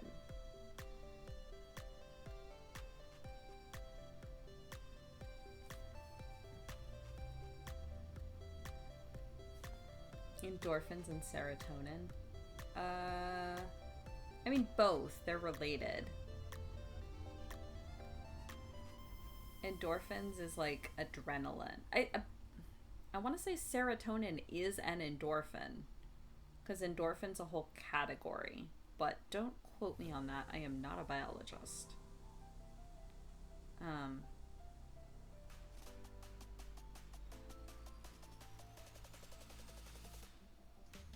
Endocrinology is not that simple. Yeah, that's fair. Fair enough.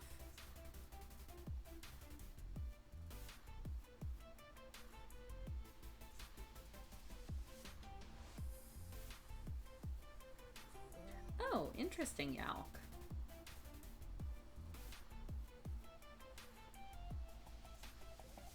Is it just because it keeps your brain from jumping ahead too far? Because you get, I guess, caught on the bolded bits? That's really interesting. Stop that thread. Phone a friend, exactly. I don't know, is she that kind of biologist? Also pretty sure she's busy today.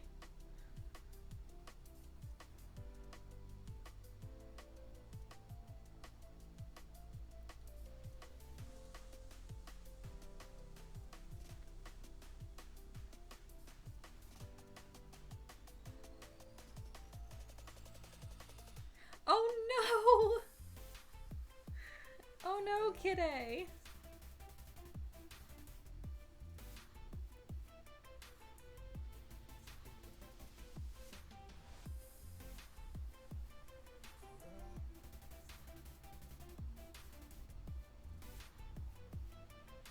Oh no!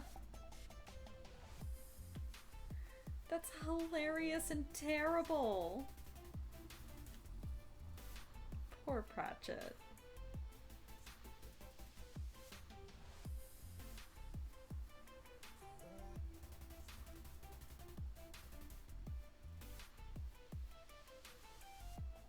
Okay, but I almost cried watching Good Omens and seeing his hat and scarf in a Zero Fails bookshop.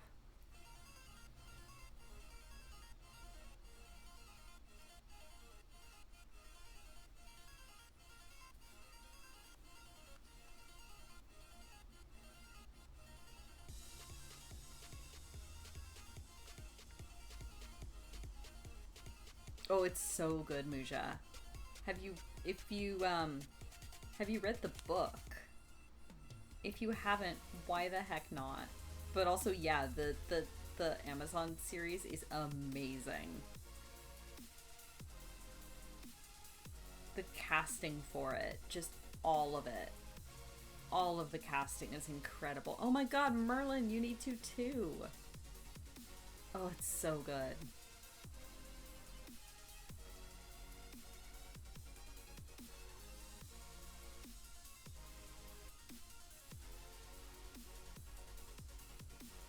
And like even... Oh, it didn't want to play in your Blu-ray player? Oh no. Is it like region locked maybe? It is on Amazon Prime, yes. And like for being an expanded adaptation, like it obviously helps that Neil Gaiman was very, very heavily involved in the production. But like the new stuff that he wrote in to like fill in the gaps and expand it into a proper miniseries, it's like it all feels perfect. Like it all fits into the world, it all fits into the narrative. It's incredible. Um, and just the fact that the outside shot of the Witchfinders Association is on your street. Oh, that's cool. That's real cool, kiddo.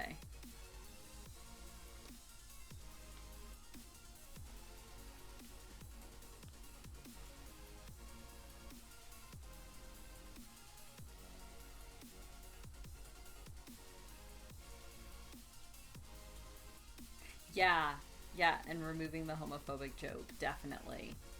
Yeah, they did such a good job of like modernizing it too. And um of course, since it's made now, they were able to be a lot more, not even explicit, but they could be a lot less subtle with what's going on between Aziraphale and Crowley. And like it's not even a romance because neither of them are human and neither of them are technically male. But like I don't know, it's really really good the way that the show portrays it as this is a love, and you can say it's romantic, you can say it's platonic, you can say it's beyond, you can call it whatever you want, but it's there and you can't deny it. And it's really really good the way they portray it. Definitely worth it just for that alone. I do not think that entire link came through Kite. Also, I have not seen Our Flag Means Death yet. Yes, they are both technically genderless. Because they are not human, they are of angelic stock.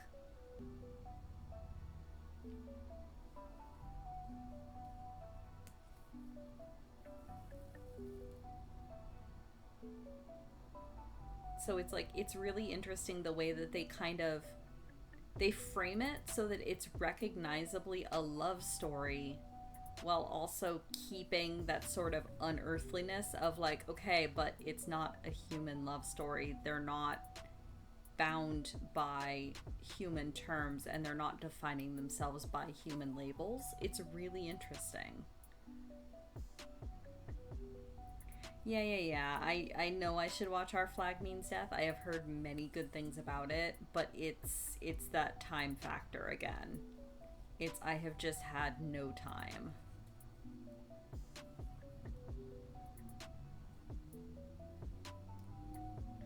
I'm sure I'll get around to it eventually.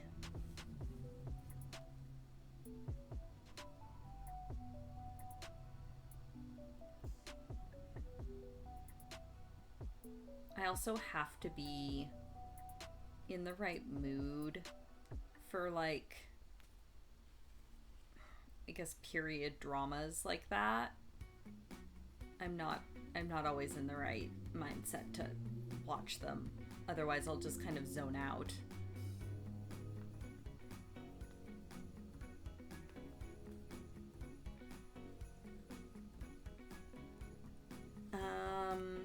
Unfortunately, I do not have HBO Max, so I cannot parse any recommendations for you.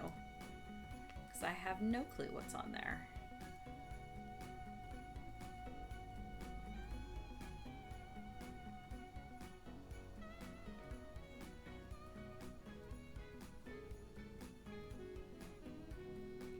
Thankfully Ridiculous? Huh. I mean, I did see somebody headcanon that it's not actually a period piece and it's actually just all these guys playing like a period piece tabletop game.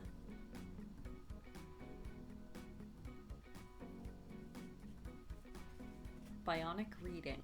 Huh, interesting. Thank you, Yalk.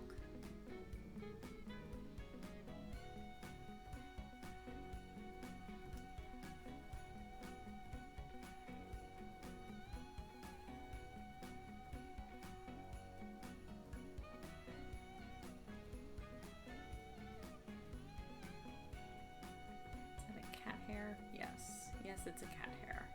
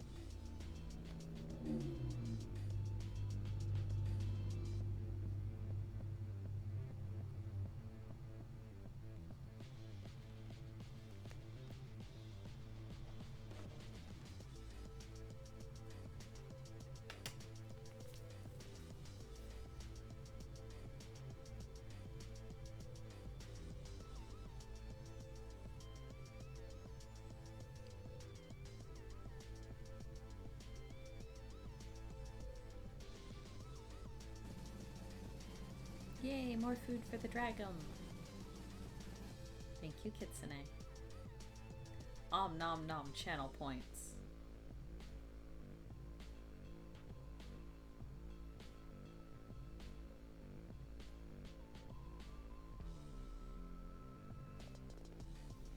Oh, my throat. Yeah, that one's based on a true story, isn't it? I saw that it was going into production a year or two ago, and then I completely like lost track of it because I think they had to delay filming, as with everything else. Yeah, it's Gentleman Jack is definitely based on a true story. How dramatized it is, I don't know. I mean, push the button, Kite.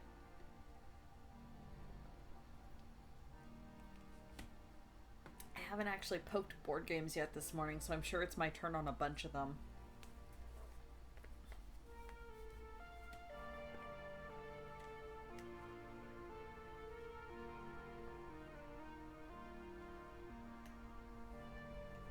But I'm doing needle things. I've been doing needle things, and I will continue doing needle things after.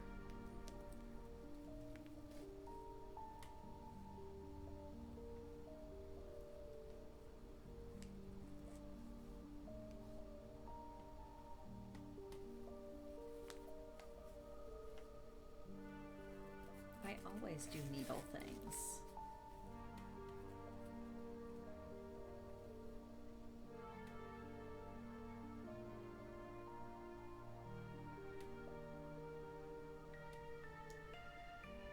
Alright, pay attention to the pattern.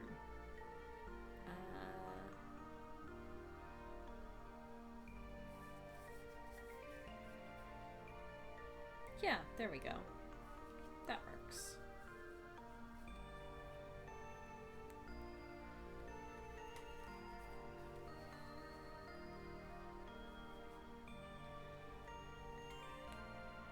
This is why I don't use linear pattern fabric very often, because then I have to pay attention to things.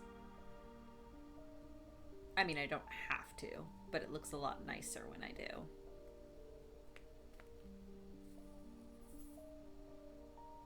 Oh, I heard a jingle. Hark, a jingle jingle from outside my door.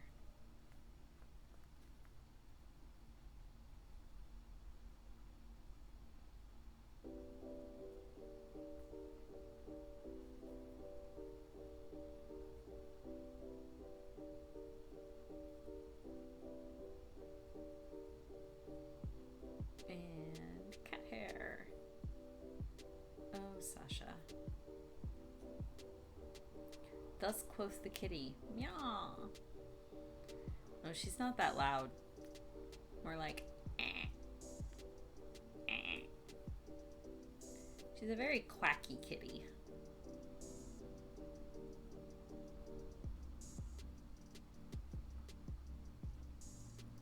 She does a lot of the silent meowing, where she'll just kind of open her mouth at you and you have to imagine that she's yelling, because she's not actually vocalizing any noise.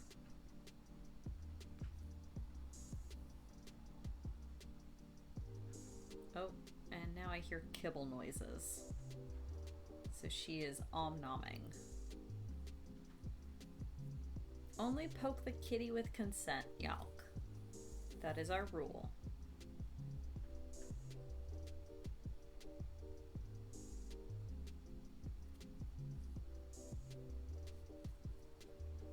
She's species confused. I mean,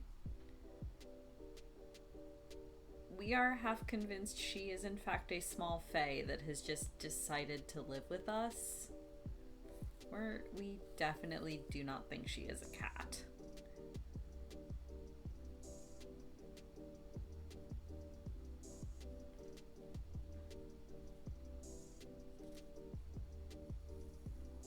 Yep, many. Oh, yep, here she comes. She has nommed. Yes. Hello. Come on. Hello. Let me move my pieces. Yes, there you go. You can have lap. Oh no. Luffy's a dog running cat software. Hi. Are you gonna settle? Are you? Are you gonna settle or no?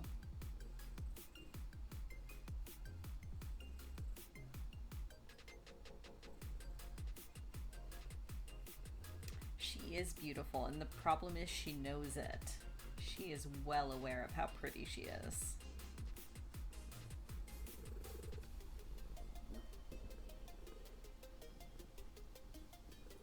Are you actually gonna lay down? Are you gonna lay down and let me sew?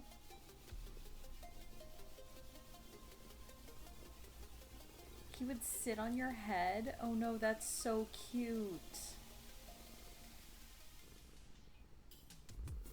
Are you gonna settle? Are you gonna settle, or are you just gonna beg for scritches? Come on, flip the tail down.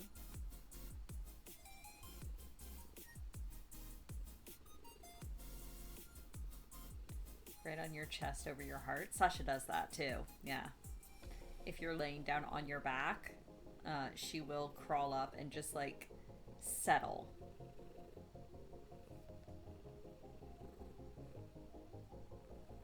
Size of your palm. Oh, it's so little.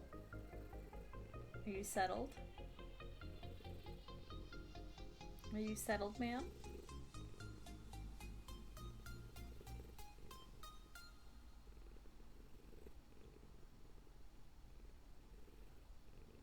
Such purring. Are you settled?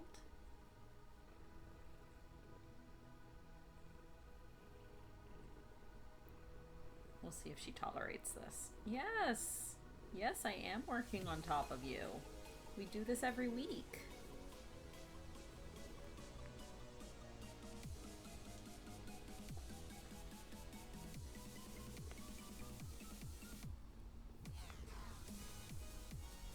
You may have your fur back.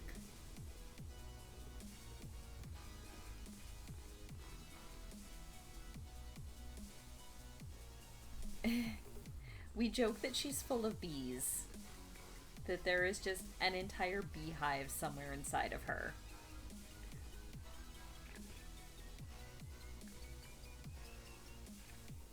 Oh. Okay, Merlin says to hydrate and stretch. Let me just do this. Not sure how I'm supposed to stretch with a Sasha. Okay. Set this down carefully.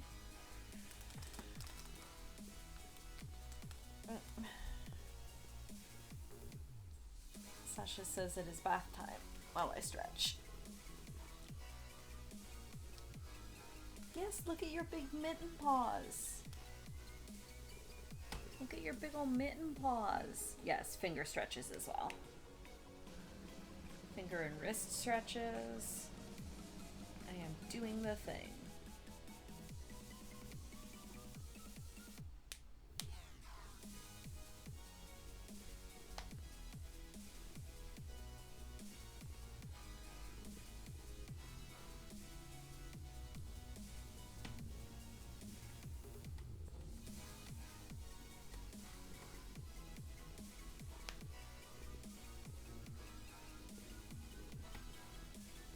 There we go. Okay. And hydrate.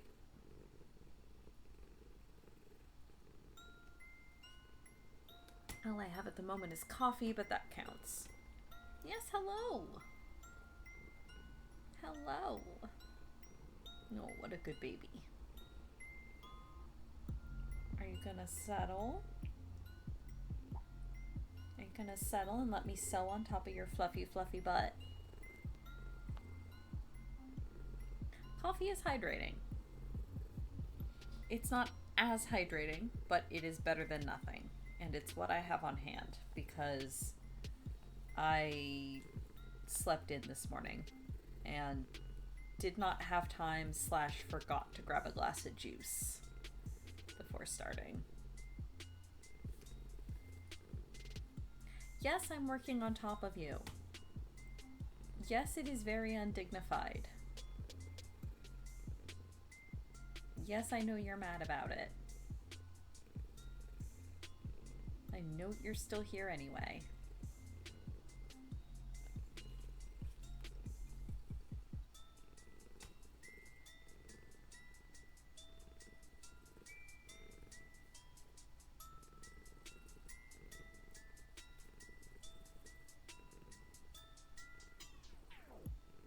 Ah, thank you, Kitsune. Medication reminder for anyone that needs it. Eat things. Hug a person / aminals.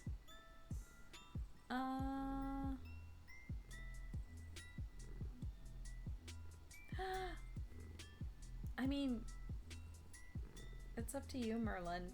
You're... Oh gosh. How much are you charging for them?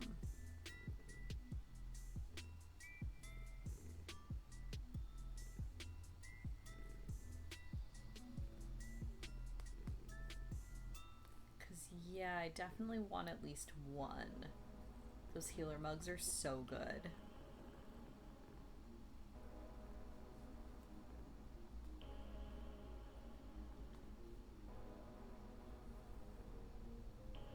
Yalk is technically an animal that you are allowed to hug. If you have access, please hug your Yalk and or Miller. Somewhere between 15-20. I mean, yeah, that'd be great.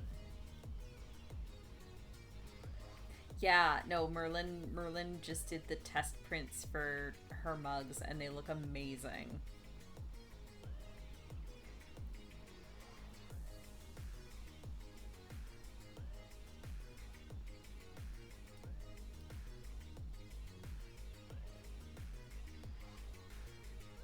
She made a tank one and a healer one. Are you gonna do a DPS one, Merlin, just to have everything available? Miller is in nap mode. Okay, but is he still on your foot? Or has he gotten off your foot to nap?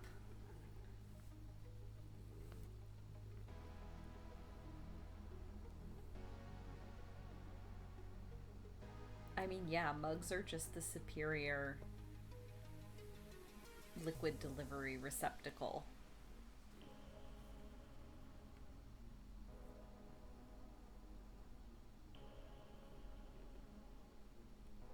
Ooh. Oh, Miller has migrated to a bed. I suppose that's acceptable.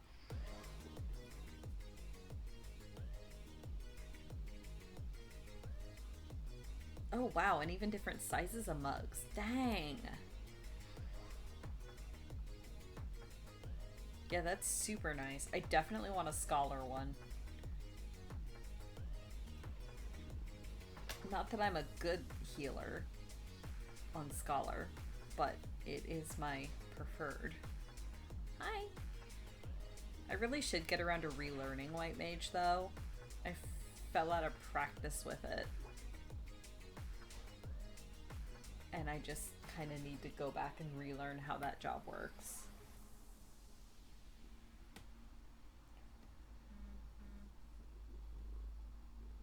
Hello. Yes, hello. Don't need to be good to have a mug. Yeah, that's fair.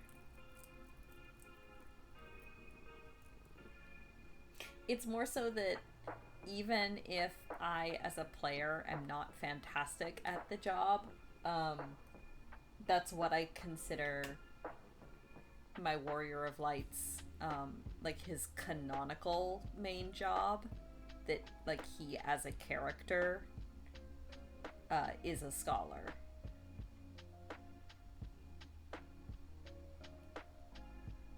He's a scholar main, I am not necessarily, we'll put it that way.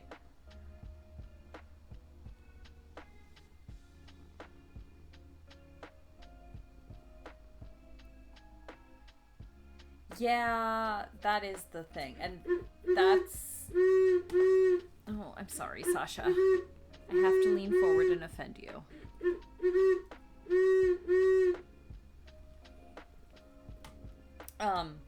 That would be why I don't scholar in multiplayer content. Because I definitely do not feel like I'm good at it. There are definitely a lot of buttons, and they all feel necessary, and I'm terrible at switching hotbars in battle. It stresses me out too much, so I try to make everything fit on one hotbar as much as I possibly can. Boop. Yeah, I booped you. Boop.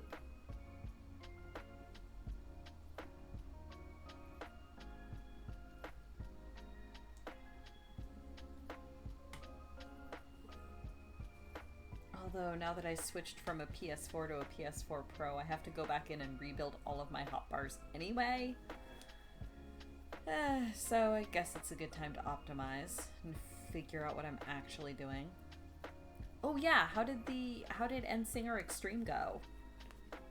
Good lord, you guys are all brave.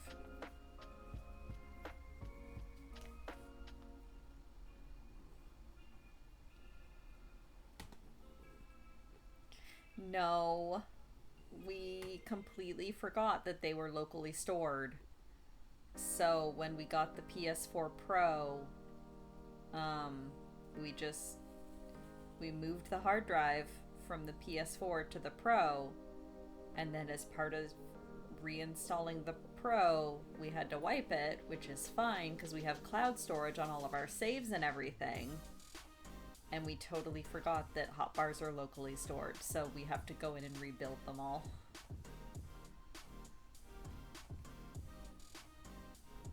Yeah, that's not a surprise, Merlin. It's NSinger. You guys are brave just for attempting it.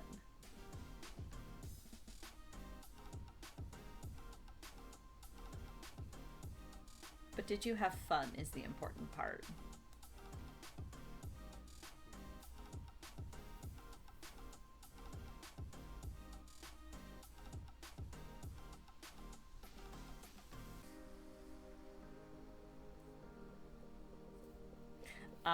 Yeah, that makes sense, Muja.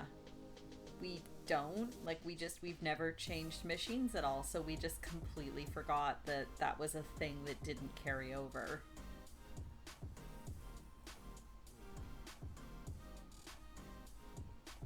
I logged on the other day and I rebuilt my Scholar and Dancer ones. The Dancer hotbar was surprisingly easy to rebuild. Like, they really dealt with the button bloat in that job. Maybe I'll log on tonight and work on my machinist one. Bye. Thud. Yeah, we hadn't thought about it. And so Kara logged on the other night so that she could do the Make It Rain event. And I was only kind of paying attention. So she logs on, and then like 2 minutes later, I just hear her go, "Ah, my hot bars!" And I looked over and just went, oh no. I should play Summoner now. I haven't touched it since like level 40. Because I was leveling on Scholar to try to figure out how to play Scholar. And then about the time I was like, oh, I should, you know, go back and catch up on Summoner, is when they announced that they were going to be doing the giant Summoner revamp for Endwalker. So I was just like, I'll wait then. And I just haven't had time to go back to it. What I'll probably do is take it into like Palace of the Dead to figure out what I'm doing from level 1 and figure out where I want my buttons to go. But yeah, I haven't touched it since the revamp. Yeah, exactly. It gives me the chance to like figure out, okay, is this actually where I want my buttons? Should I switch this up?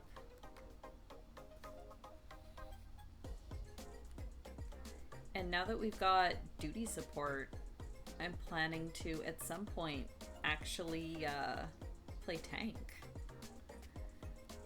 Go join tables? Okay, well, that's not what I have. Okay.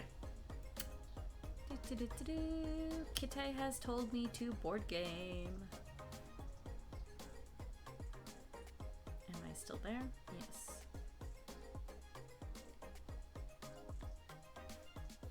Alright, Kite wants me to join tables, which I do not have on capture, so. 1 second. Boards!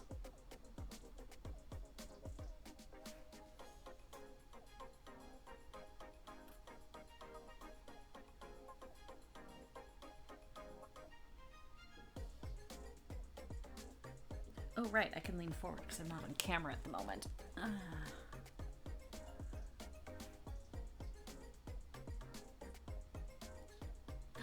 Yay, Castles of Burgundy. Oh no, did you start the Agricola game just because I was talking about it, or was that already there? Oh no. I also haven't played Agricola since that day.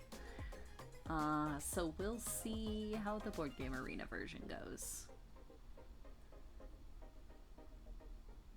Barbs.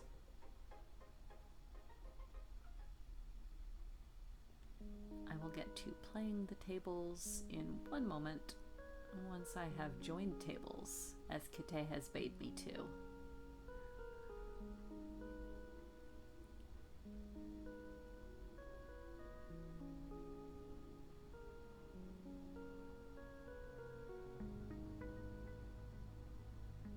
Ooh, a lot of people in this Stella game.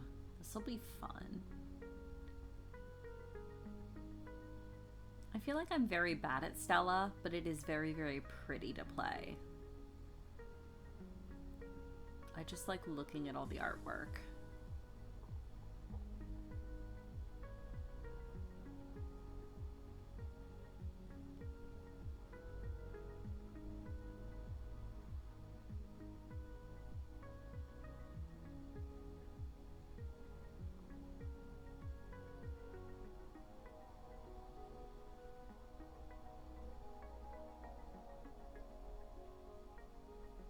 Many game, much game.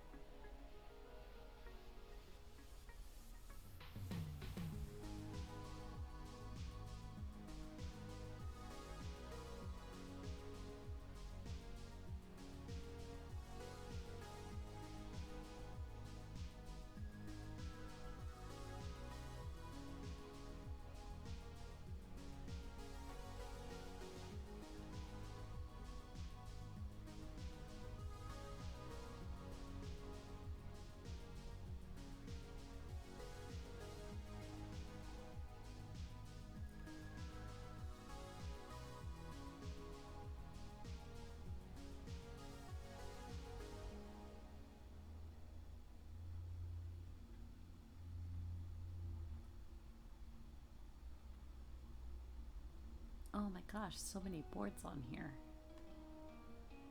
Still scrolling my way through the list.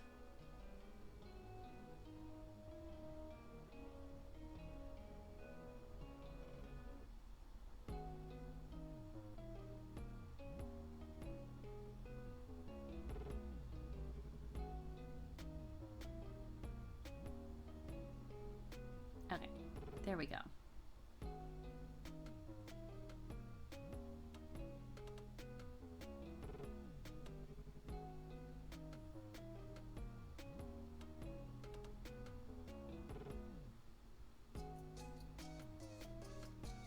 Okay, now I actually play the things.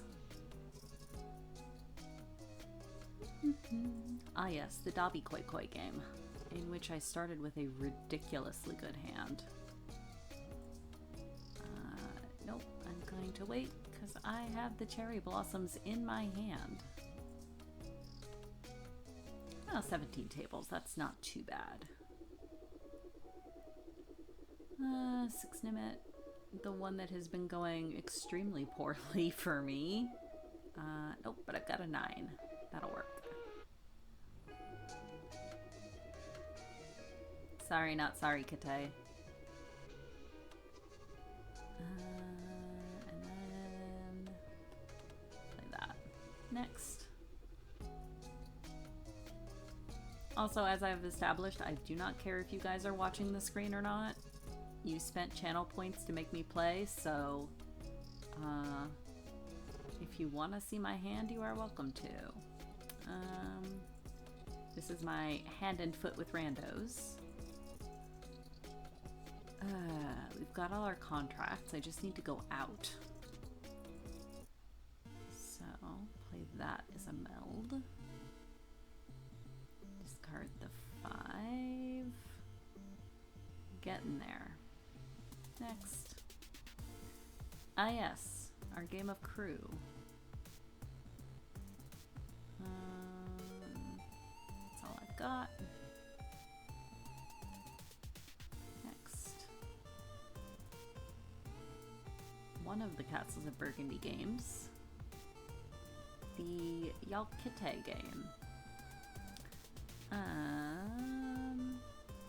Let's see, I've got a 3 and a 6. And not much.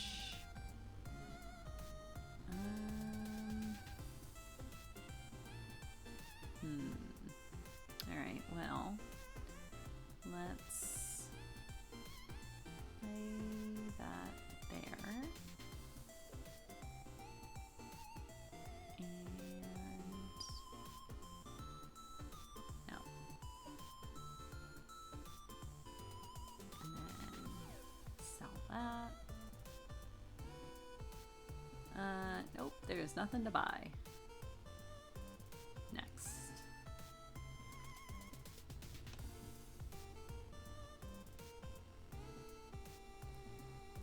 12 ounce for $15 and the 15 ounce at $20. Okay, cool. In that case, I definitely want a 15 ounce Scholar one. And actually, I would say a 15 ounce of the, of a Warrior tank one too. Because Kara does that more than she heals. And that way we get one of each. Let's see, I have lots of energy and nothing in my hand, so end turn.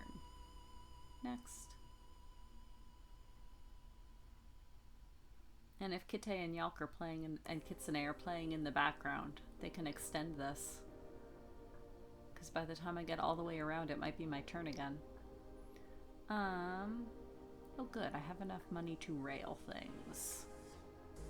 Yes, I know what I just said.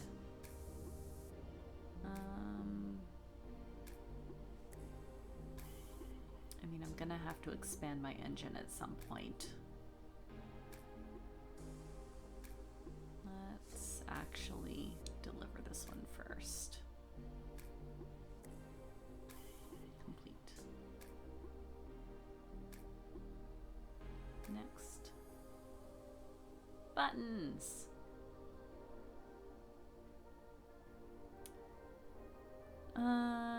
None of these are, I mean, that one's good.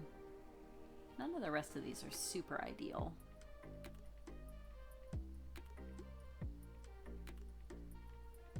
There. Next.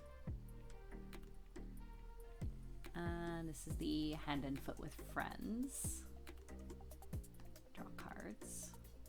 Ooh. And again, all of my contracts are filled here. I just need to go out. So we'll play that as a new meld. And discard. Next. I keep getting this weird error. And I'll hit the switch to another language button. And that does fix it, but then it keeps reoccurring. So I don't know if that's something weird in my settings. Uh-oh, what are you guys doing in chat? I should pop in here more often.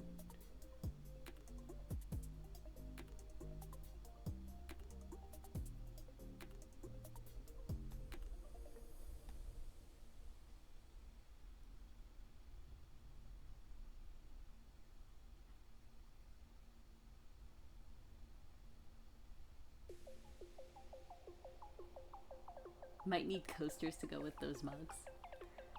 It implies... Oh yeah, Yalk makes coasters. Really cool wooden ones. Like gorgeous ones. That implies the app hasn't properly updated. Interesting. I will shut it down after stream then and try to relaunch it and see if that prompts it to do anything. Like that. Next. Azul with friendos. Oh gosh, so much choice here. What tile will I possibly choose? Now here's the question. Where do I put it? I put it there.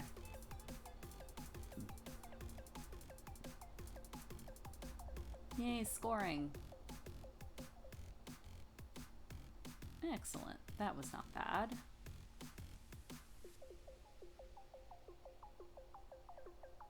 Alright.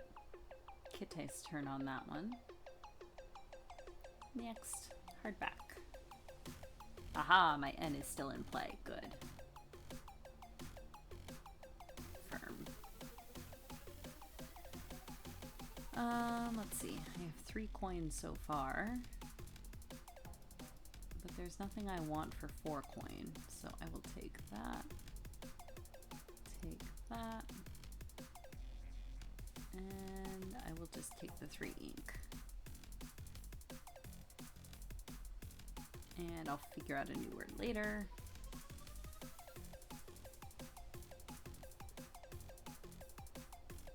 Aha, the other game.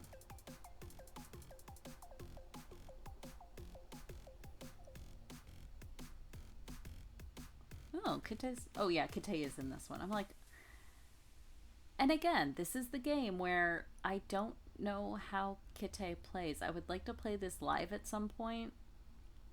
Just so that I can watch Kitte play. Because I always feel like I've got a good rhythm down and I'm playing well. And then I look over and Kitte is literally at like twice the points of what I have. And I just want to see how. I suspect that you are using cards a lot more consistently and wisely than I am. Ooh, yes. I've not actually seen that traveler before. This'll be fun.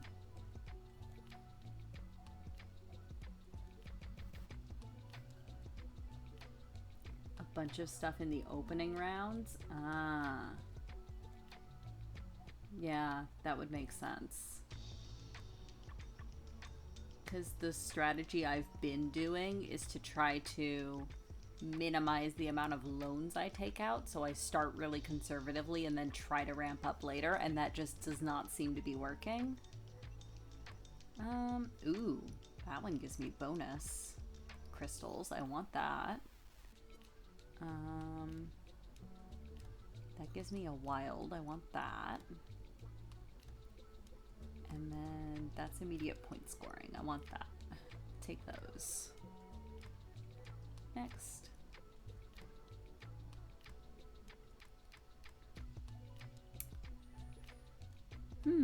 Okay. Which one?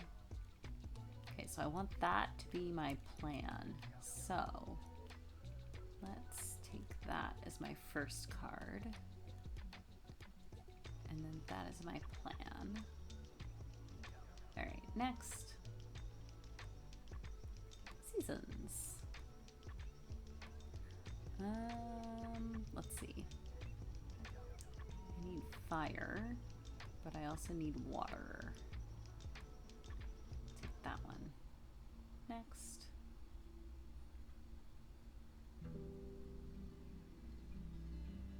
Ah yes, the Wizard with Randos game. Oh no! This guy better have a higher heart. Or a club.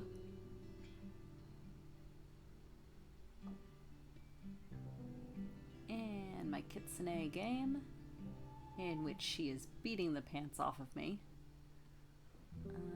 Yay, a bright card. Take it. Next. Burbs. Okay, let's see. Starting with a toucan. Not terrible.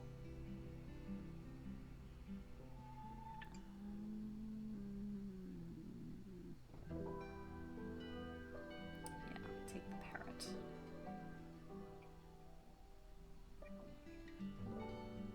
Next. And Stella. Ooh, our first clue is captain, huh?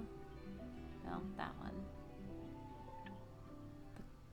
The art on these is just so gorgeous.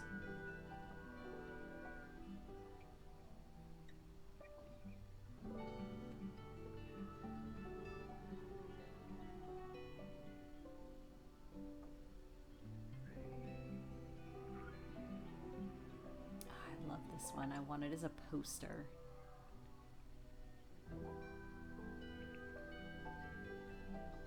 Oh my. Some of these I haven't seen before. Yeah, we'll call that one. Aww. Skunks. Oh, they're so cute. I hadn't seen this card before. They just want to smell pretty.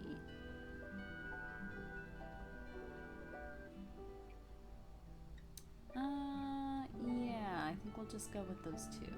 Confirm. Next. And back to the Kitsune game again. We'll discard that one. Oh, there we go. That works. There we go. That's it. I'm caught up.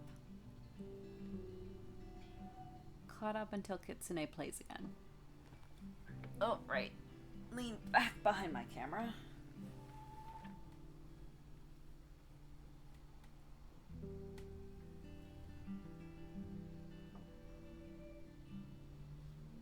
Oh gosh, chat. Move fast.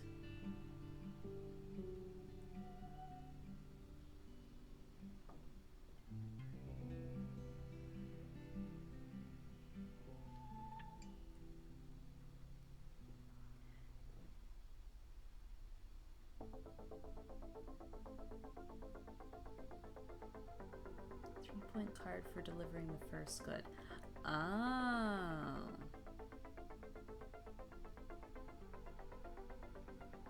Interesting. Good morning, Kifa. You popped in at just the right time. I just finished doing all my board games, as Kite dictated. Well, no. They did not dictate. I gave them the option and they took it.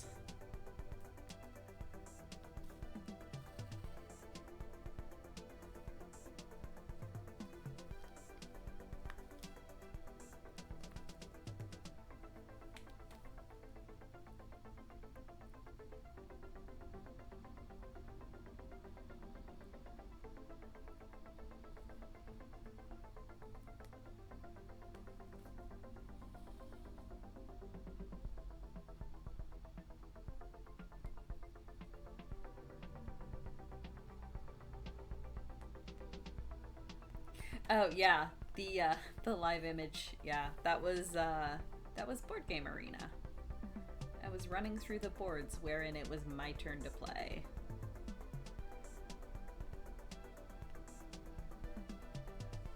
The power was granted, utilized, and enjoyed. Well, good. I'm glad.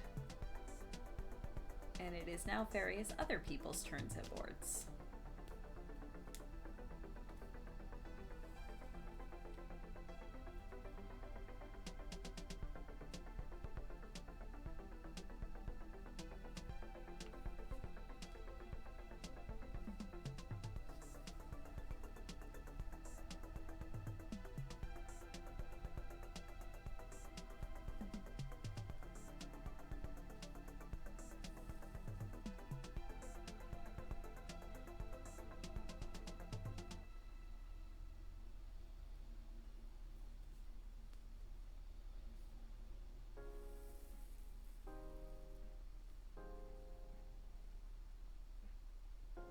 More players, more players.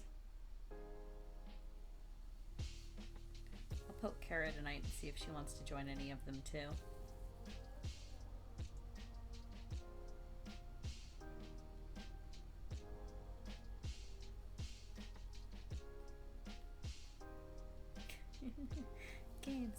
Games.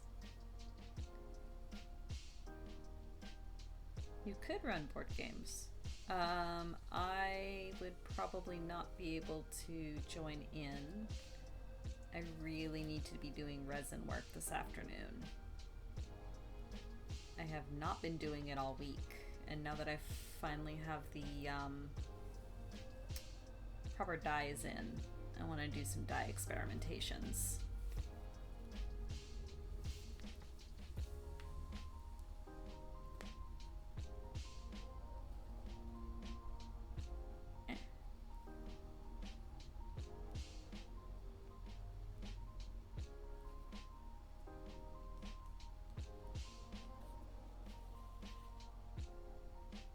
Board James? He's usually more lively than that.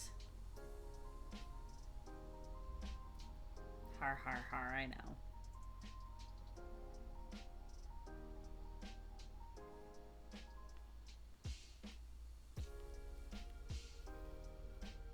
Getting freaky with dyes. I'm not sure I would say freaky. It's more that they are icing dyes. Like gel food coloring dyes, which works fine with resin. I just need to do some experimentation to see how much I add, how much I should add without it being overwhelmingly strong. There we go. That way.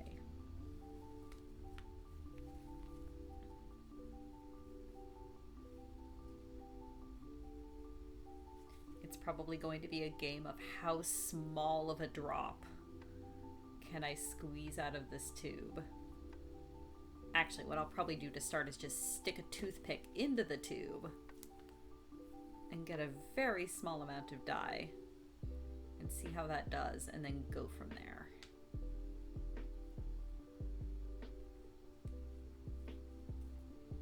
Ooh, also, the Pokemon cards that I ordered arrived. So I now have all of the cards needed to start my Desert Bus set. So that's exciting. The only downside, which I will be asking for help for in the Crafting Shenanigans channel probably, I have like 10 Eevee cards and they're all really, really cute. So I can't decide which one I want to actually use, so I may be asking for votes.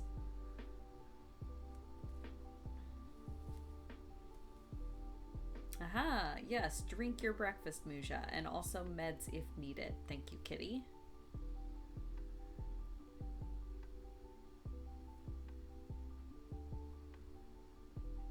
I already did that. Good. Excellent. What is your breakfast drink? Are we talking like a yogurt or like a protein shake or what? Or just more coffee? All of them? All the Eevees. Many, many Eevees. Advertise it as an Eeveelution set, but it's actually just like 8 different Eevees in different costumes. They're all so fluffy.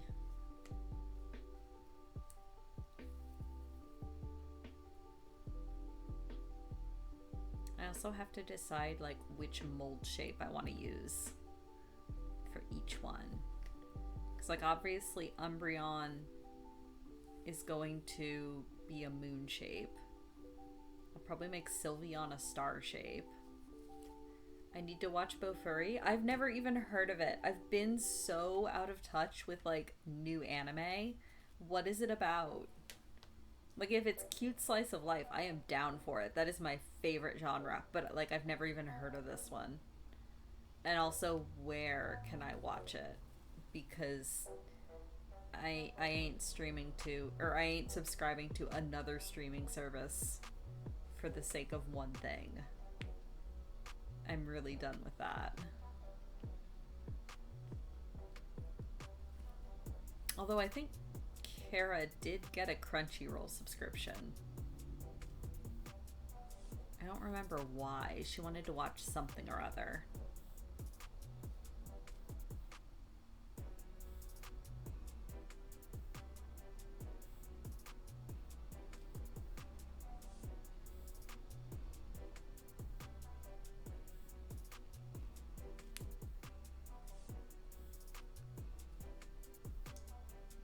I don't think I want to know. No. Red, please. There we go.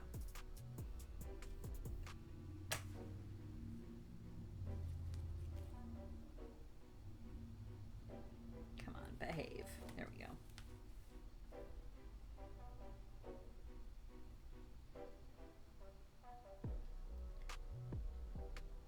High school girl is playing a VR MMO with her friend and maxes out her defense in such a way that she breaks the game in hilarious ways. Oh, neat. That does sound really nice. I like chill things.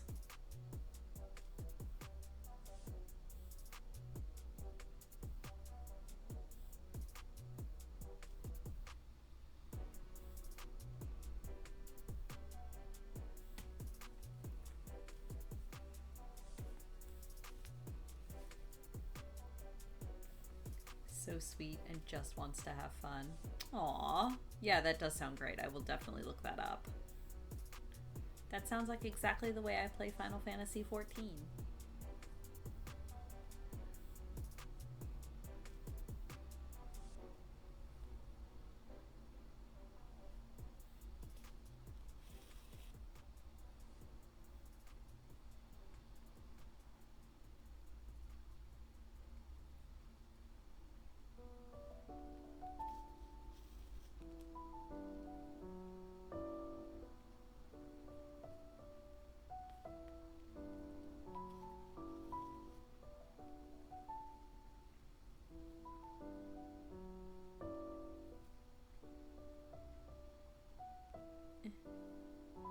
Come on. Do it, Needle. There we go.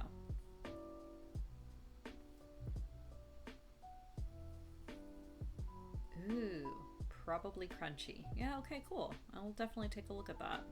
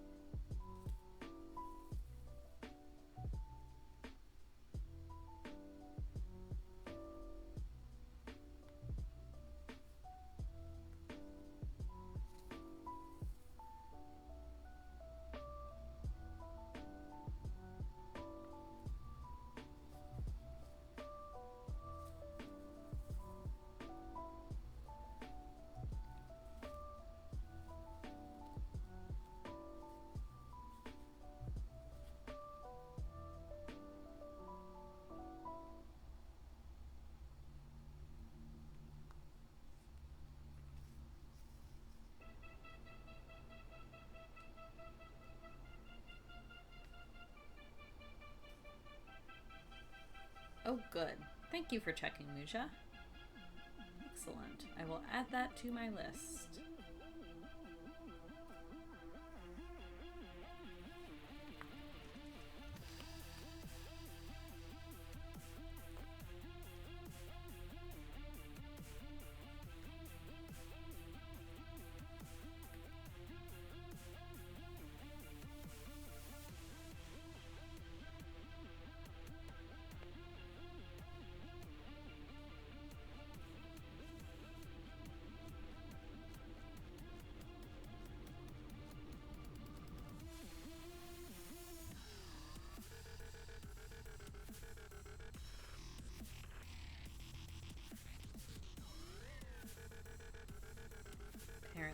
Spotify has decided we should be at a rave. No ifs, ands, or buts.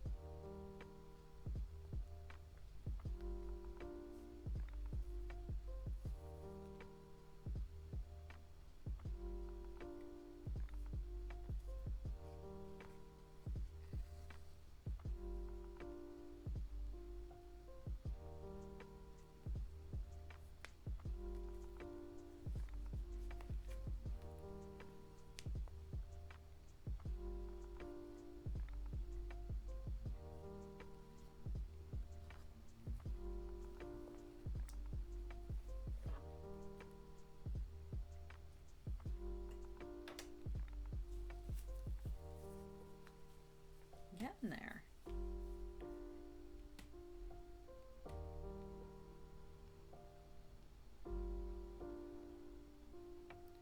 Should definitely be able to finish off this last point today. That said, so there is, with the stars, there's one last layer that goes around all the points, and I've not actually decided what fabric I want for that yet, and I have not cut them.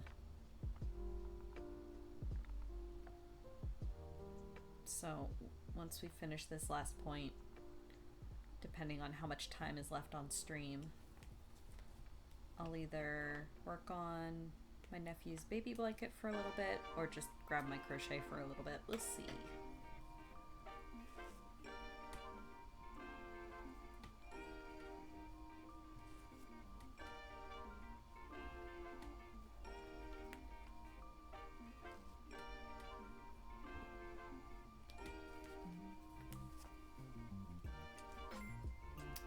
Oh, hey, it's a raid from Bunch Games. Let me... Thank you very much. Hi, I'm SJ. I am doing quilt. And my guys, go check out Bunch Games. Thank you so much for the raid. I really appreciate it. Yeah, like I said, hi, I'm SJ. I am just chilling and hanging out with chat and working on a blanket for my brother and sister-in-law.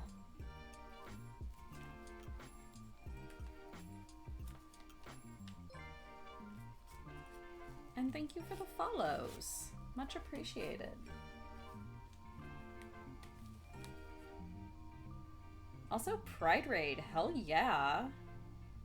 Actually, speaking of Pride Raid, so I am actually helping to raise money for a friend of mine.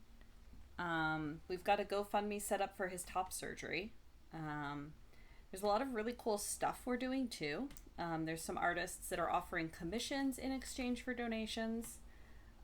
There's a Final Fantasy XIV zine that's going to be launching where the proceeds will be going to his top surgery as well. So check out the GoFundMe link. If you can donate, it's much appreciated. If all you can do is spread the word, that's also much appreciated. Every little bit helps. And yeah, Scroden Gamer, thank you for the follow as well. Ooh, and Kifa has fed our baby some tacos. Tacos for baby. Don't think I haven't noticed that you guys are feeding them a bunch of junk food. I'm sure it's fine. They'll be fine.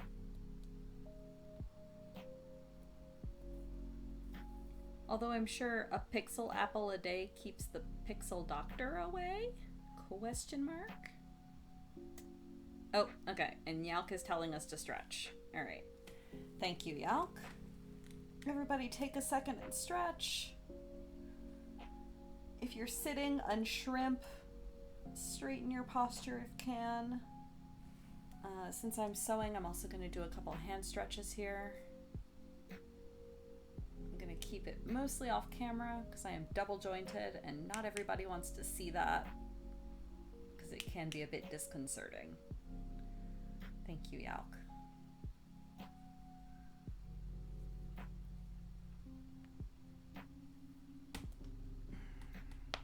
Get my elbows to crack here, as they do. All right. Thank you.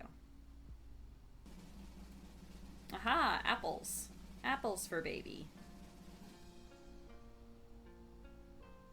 Thank you, Merlin.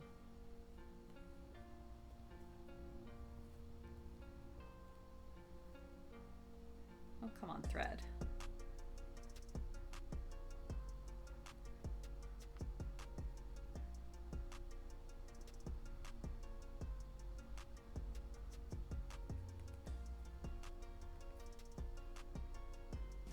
Ooh, doing a battle, eh?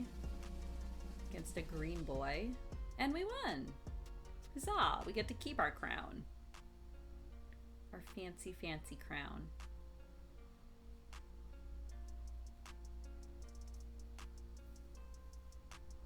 Yeah, I figured this would be a fun little widget to have going for times when I'm not doing anything terribly exciting on stream.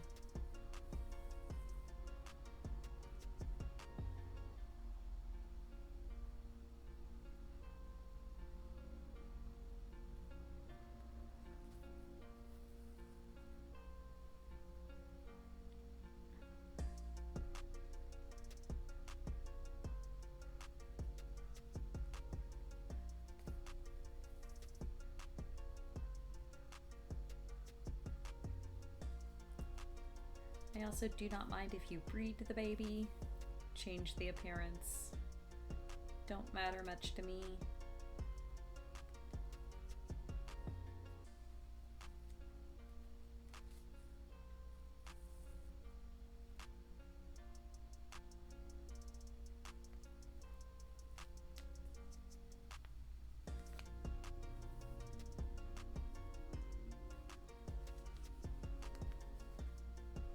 Oh good, I did remember to check the pattern on that one. For a second I wasn't entirely certain I had. This is what I get for using linear patterns.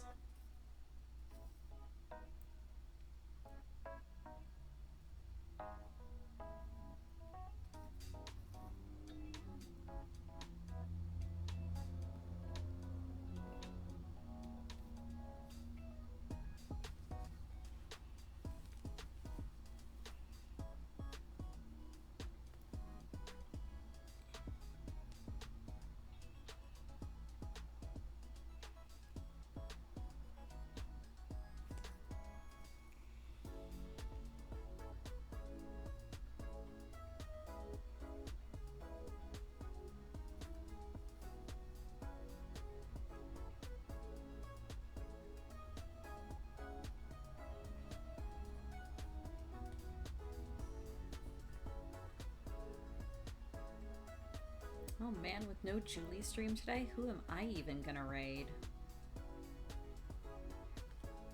I have no idea if anyone else habitually streams on Sundays. Because I just always raid Julie.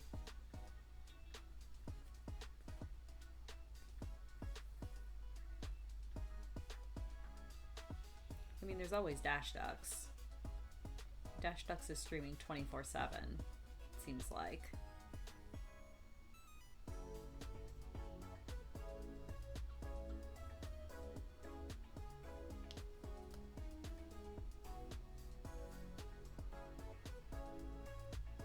Surge is usually online. Oh yeah. I'm not following on with me saying earlier I need to watch more Surge. I'm not sure I'm actually following Surge. Give me a second. It's usually over in my recommended panel though.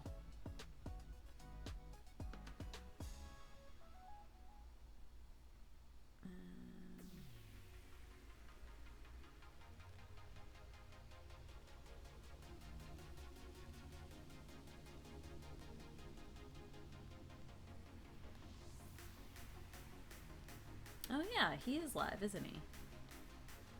Cool.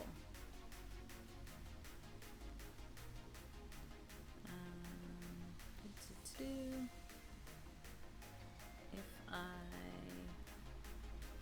Alright, 1 second. Just gonna mute that real fast. Because if I try to go to his page to follow him, it's gonna start playing the audio.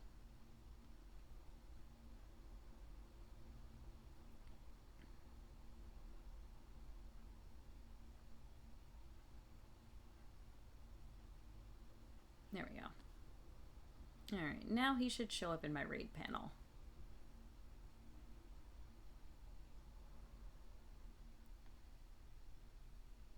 Turn the music back on. There we go.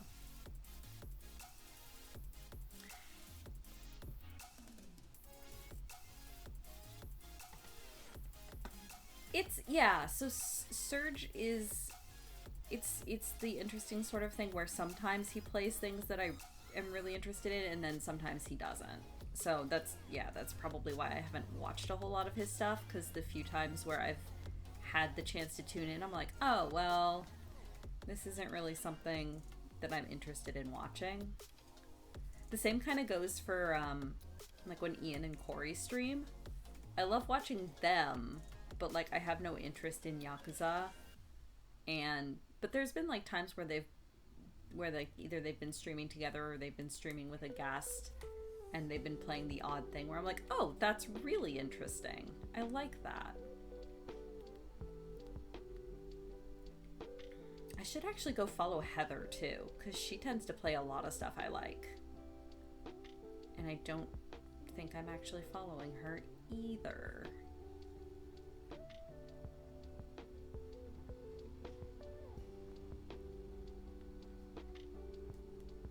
She's what, Lunar Jade, I think is her Twitch name.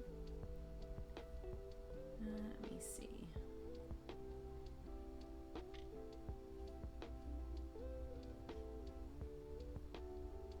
I mean, I don't think she's live right now, but I should at least follow. Ah! Sorry, camera.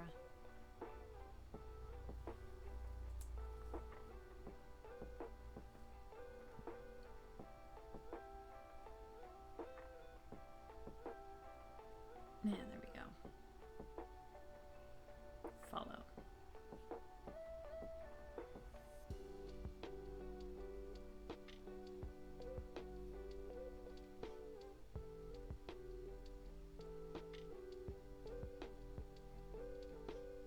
There we go. Building my database, I guess.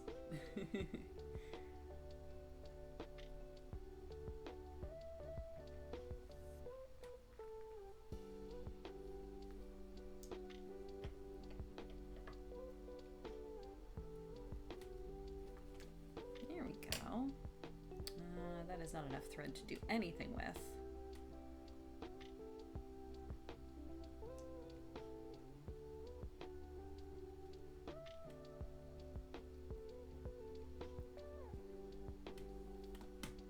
I mean, marketing is working because there was one time, oh, I'm gonna need, nope, I have exactly as many papers as I need. Ha ha ha!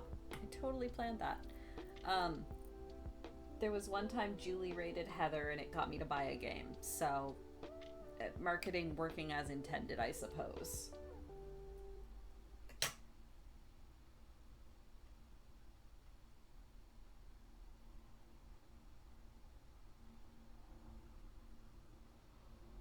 Ooh, sandwich. Enjoy your sandwich. You just gonna go to Subway, or are you gonna go someplace more interesting?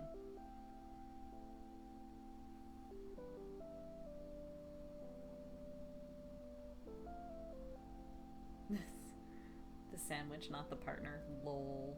Well, for half a second, I thought you meant like a subscription, and I was like, but you're already subbed to me. Unless you meant Heather, which would be fair. Oh, Jimmy John's. Oh, fuck, Yalk. So that is the one thing I miss about living in the Midwest. When I was in university, I went to Jimmy John's all the time. I love their sandwiches. And we do not have them up here. And it's extremely disappointing. When I went down to my cousin's wedding, I got to the hotel, dropped my bags, and I had seen a Jimmy John's on the way in. So I immediately left the hotel and went to get Jimmy John's, because this was 4 or 5 years after I had moved up here. Oh man, I love their subs. So yeah, enjoy that. Take a few bites for me. I don't remember what I used to get there. I just remember their sandwiches were amazing.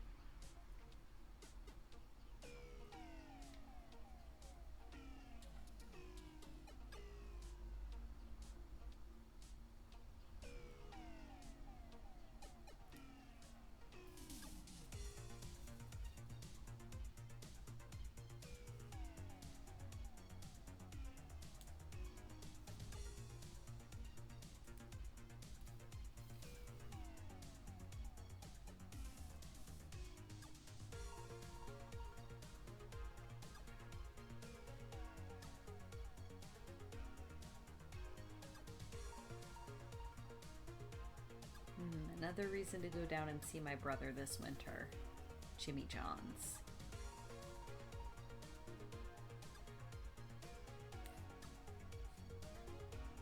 Hey bro, nice to see you. Glad you had a new baby. I'm gonna go get Jimmy John's.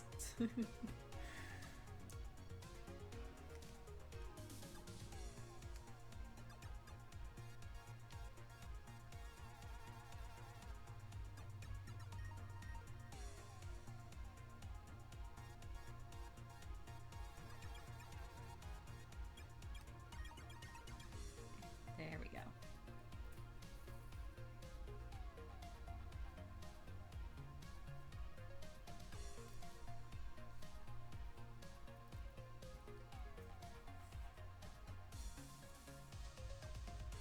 Babies are weird. Yeah, agreed.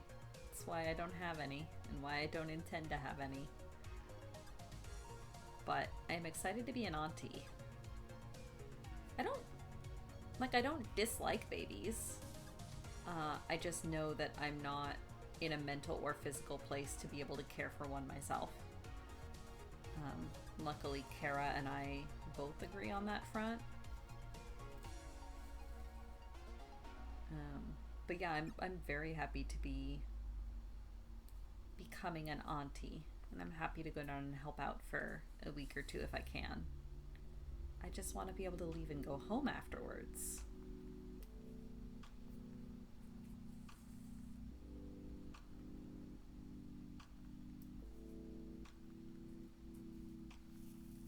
PS4 today, so full lurker mode. Ooh, fancy. Good morning, Randus. Or good afternoon at this point, I suppose. Babies are easy to mess up. I mean, yeah, that too. I would not want the responsibility of raising a child. I have too much anxiety as it is.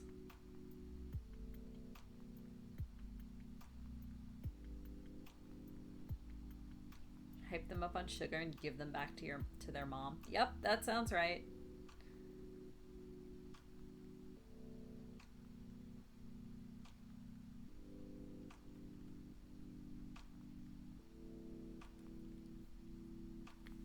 I mean, yeah, that's the aunt strategy, isn't it? That's what aunts are for.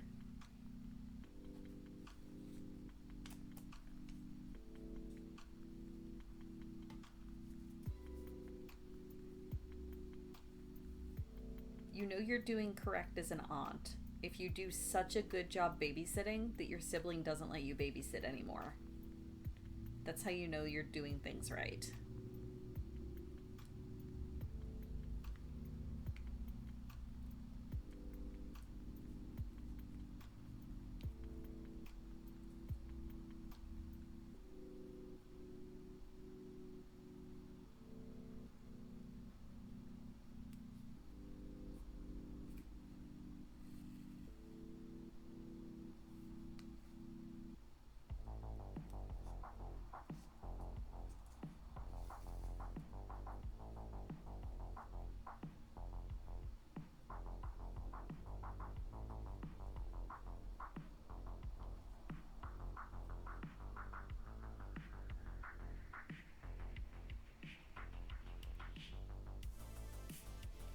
Yep, that is actually my exact problem, Dancer. I'm extremely noise sensitive, and it can set off migraines for me.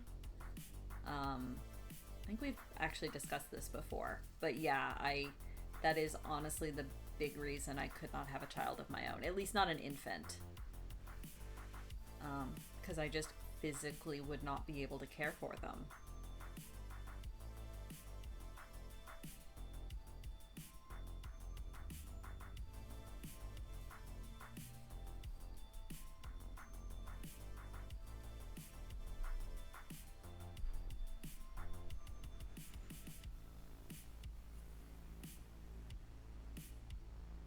Like I said, I'm happy to babysit kids. I can do it short term. I just would not be able to do it on a constant basis.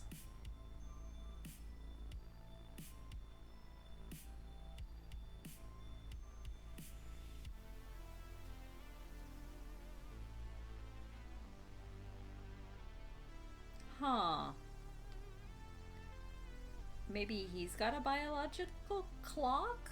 Question mark? Tell him you're giving him grandcats. That's what I usually do. It's like, but Dad, you already have a granddaughter. Her name is Sasha.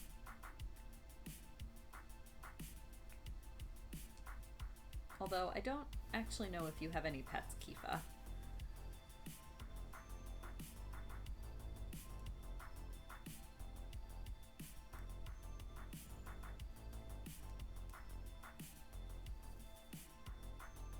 Yeah.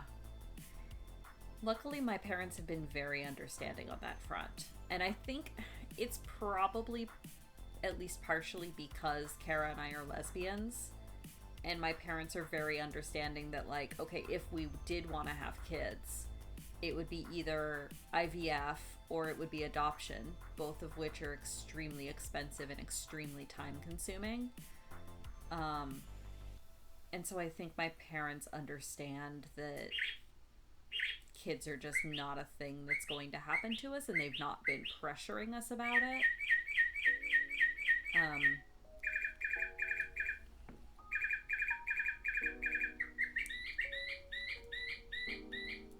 It definitely helps that my brother is now having a baby and my sister wants kids. The thing holding my sister back is that her husband is still in school. So they're kind of waiting until they're more settled and stable before they have kids. So I think that helps. My parents know that they are going to be getting grandkids, so they're they've been very chill about not pressuring me and Kara, which we very much appreciate. And Kara's parents too have actually been really chill about it, more chill than I was expecting. Her mom has definitely embraced the grand cat lifestyle and spoils Sasha rotten. But then again, we all kind of spoil Sasha rotten.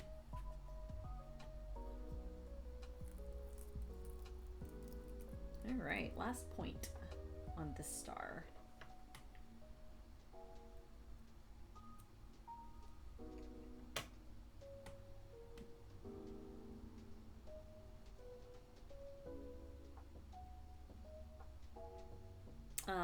Yeah, that makes it tough to answer.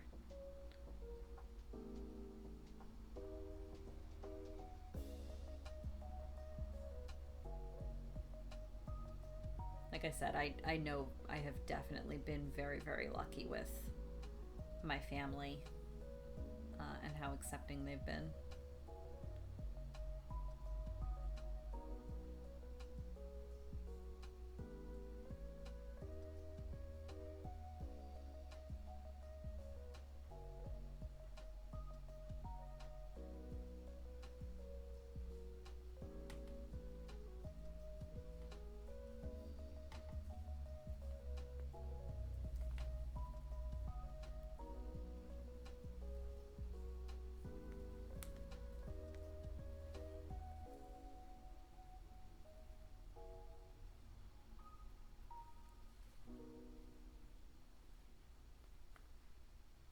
So much cat fuzz.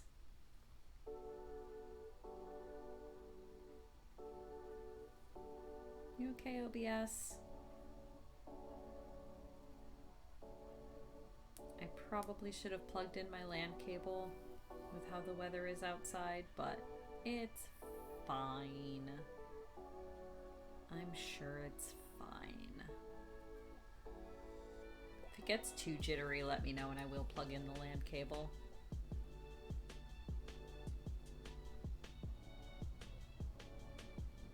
That sometimes fixes it.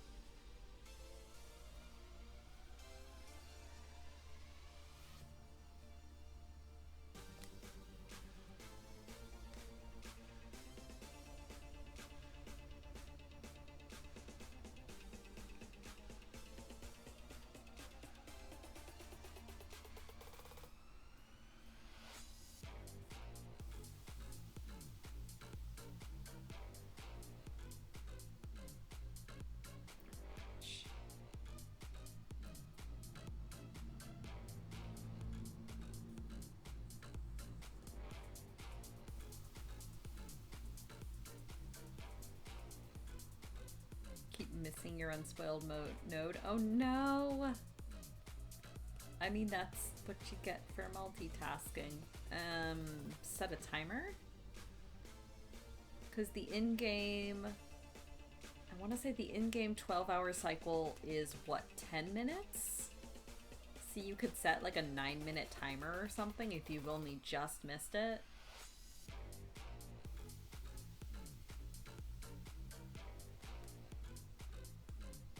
Because I think it's 24 hours in Eorzea is what, 20 minutes? I could be wrong. I'm sure Muja has that memorized.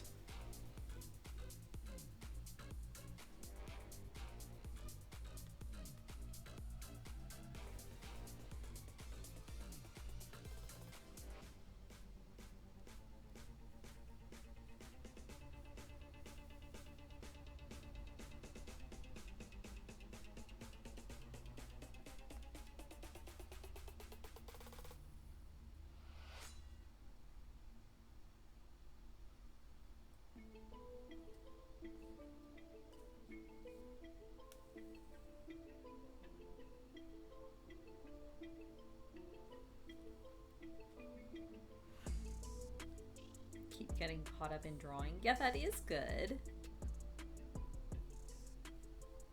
Oh, I was saying Merlin was complaining that she keeps missing her unspoiled node. And I was saying she should set a timer for like 10 minutes. I'm trying to remember, because 24 hours in Eorzea is 20 minutes in real life, right? And I was saying you probably had that time compression memorized. I think it's 20 minutes, but correct me if I'm wrong. Oh yeah, or that. I always forget that's a thing because I'm not a huge gatherer yet, so I always forget that Teamcraft has like timers and lists and things.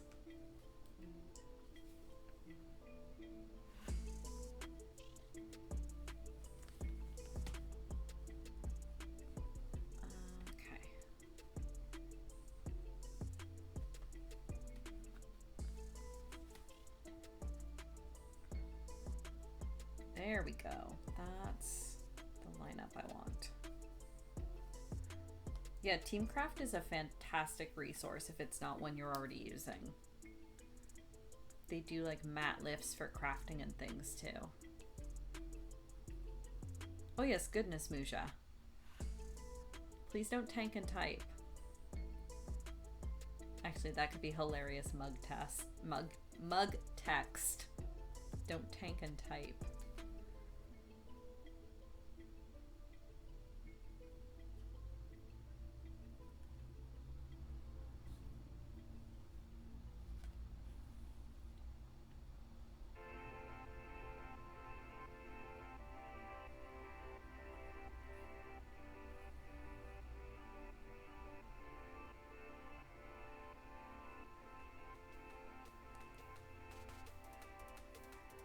Musha, don't tank and type. I mean, by all means. Yeah, Muja is our, Lexi Muja is our Omni gatherer. Advice, don't tank and type. I know.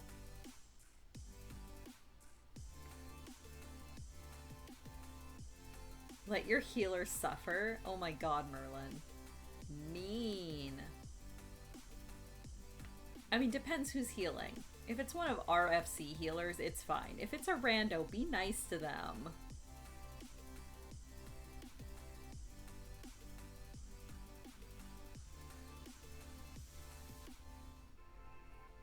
But also, Musha's a really good tank. When we were running trials the other day, I hardly had to heal. Which was the only reason that I was willing to go in as heals. Is there any one of us that doesn't have to? I mean, yeah. I mean, Merlin is pretty much Merlin. Although they're also they're now Theo in the FC because I finally got her to make a Siren alt. But yeah, we all pretty much go interchangeably between real name, in-game name, screen name. That is fair. Oh yeah, that's true. Randus is pretty much Randus, no matter where they are.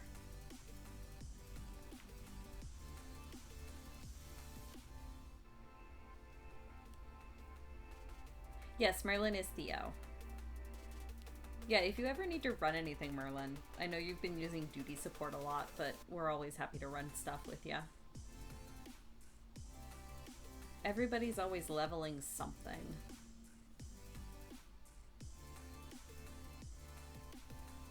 I mean, that's fair too, Kifa.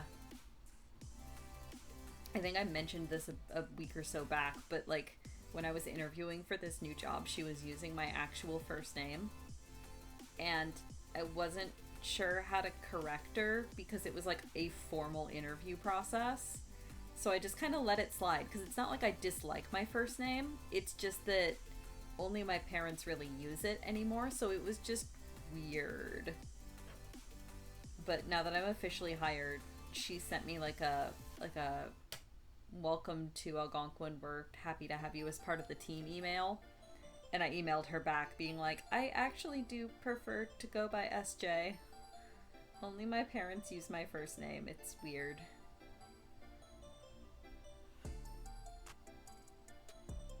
Yeah, I only know your first name, Kifa, because I've heard Muja use it.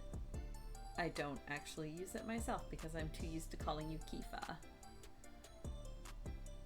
And I usually don't call you Kitty because I call Kite Kite. And yeah, I don't know, I'm just used to calling you Kifa. Yeah, Realm Reborn is such... I really want to go through Realm Reborn again, just because now that I have all the context for everything from Endwalker, I want to go back and play it again to, like, go through our first interactions with the Ascians and stuff again, now that I have all of the context. But yeah, it is such a slog. The Kitty Kite divide is why I know Kitty...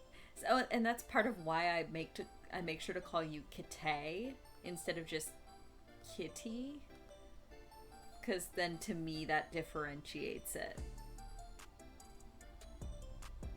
And also that's how I would pronounce the TEH, is Kite.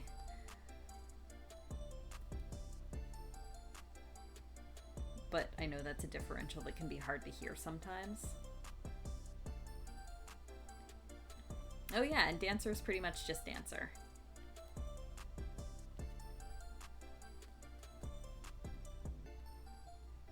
But yeah, I go interchangeably by SJ, Maria, Patchwitch. You could probably call me Kriya, and I'd answer to it.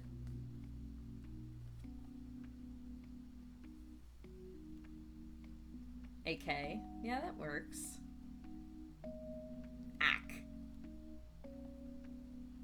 Just like Kathy. Ack.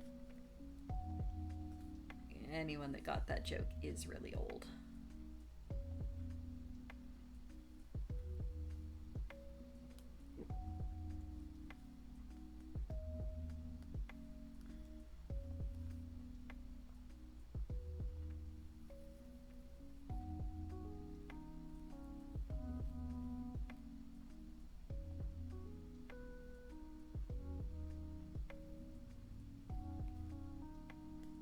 Ooh, turkey sub. Yeah, that sounds good. I think that is what I used to get at Jimmy John's. That sounds really good. Just turkey with cheddar and mayo and lettuce on it.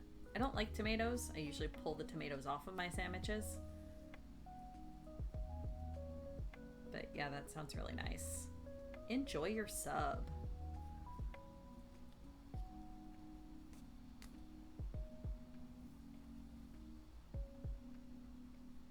Oh no. I mean, better than just like a cat emoji, which I think would be even funnier.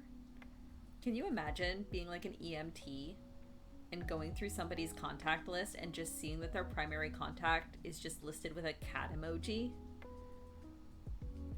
Like, for half a second, you gotta wonder, did this dipshit actually put their real, like, actual four-legged cat in as their emergency contact? Not that I'm calling your partner a dipshit, Kate, you know what I mean. I was speaking hypothetically. Get yours with the spicy peppers. Yeah, we've been over why I can't do that. That is an allergy. But please enjoy that. It sounds theoretically delicious. It would just kill me. Yeah, exactly. Who gave that cat a phone? I mean, I've seen videos of cats, like, watching aquarium videos on iPads. I think there was an app at one point where it was like a pond, and you could lay your iPad down and the fish would be swimming around and the cat could actually, like, bat at them, and it would make ripples in the water and make the fish scurry around.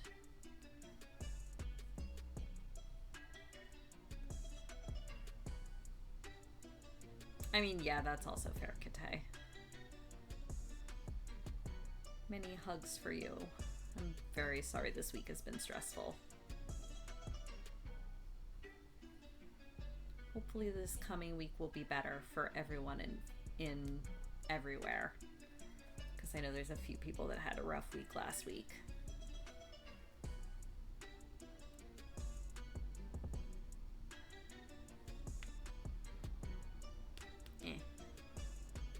Go, needle, go.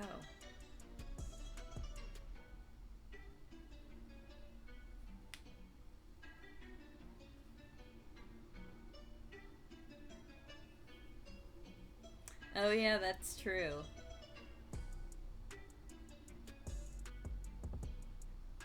It's a logical shortening or a logical nickname. Yeah, many scritches for Kite.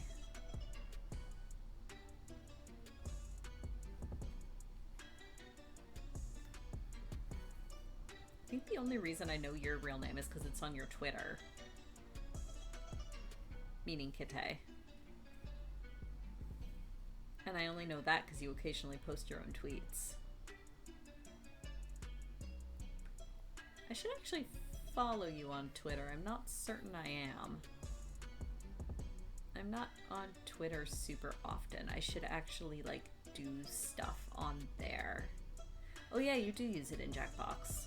That's right, because I remember I got really confused once. I was like, who is that? And then eventually it dawned on me.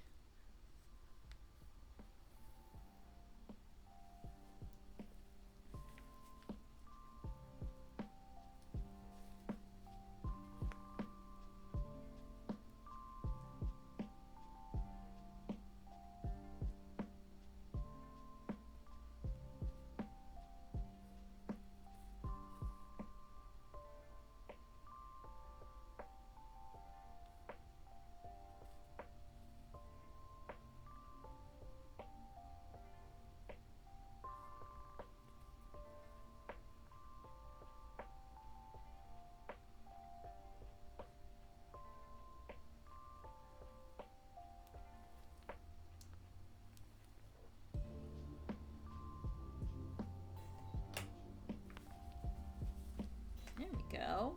Now it's taken shape.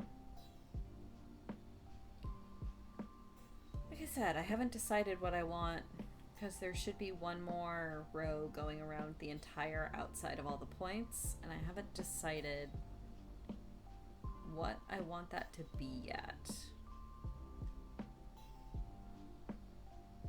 Possibly another dark fabric to sort of carry this ring out. I tend to alternate the darks and the lights, just for balance and aesthetics.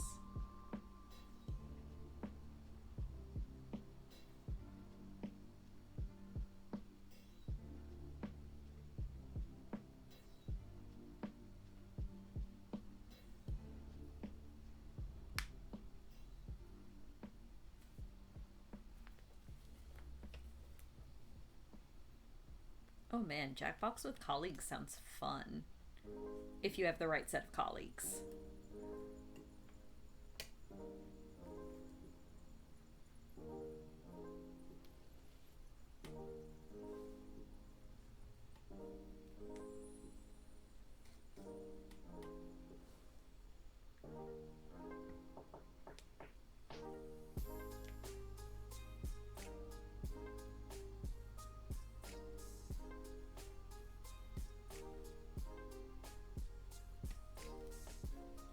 None of them do thirsty jokes. Uh-huh. So slightly less fun. But still, depending on the Jackbox game. Alright. Remind myself to do my pattern match. Nope. There we go.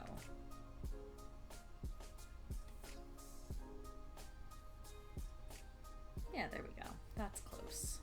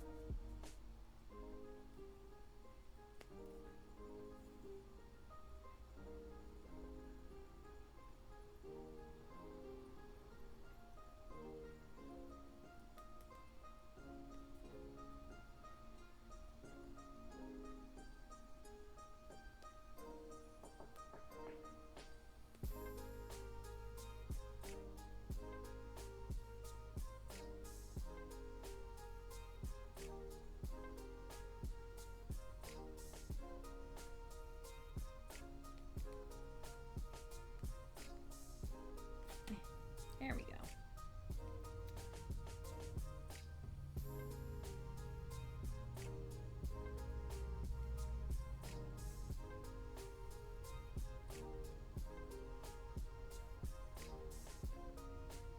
Oh yeah, Muja, you were going to talk about Teamcraft. I'm not sure how long that instance takes.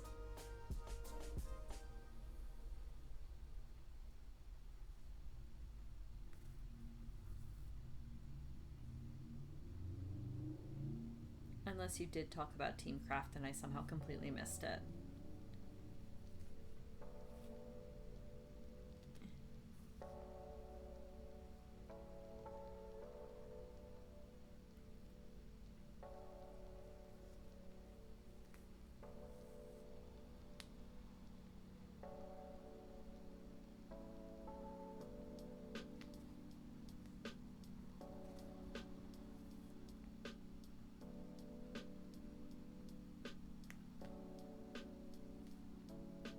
Oh shoot, is today Father's Day? I should probably text my dad. Or is it next week?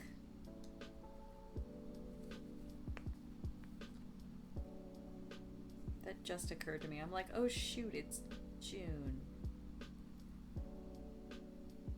Next week? Okay, cool.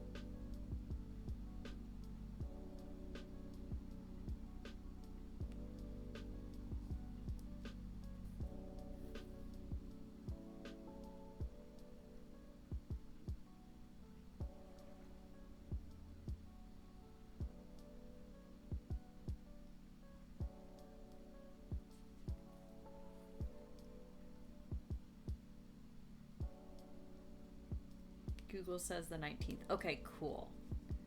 Phew.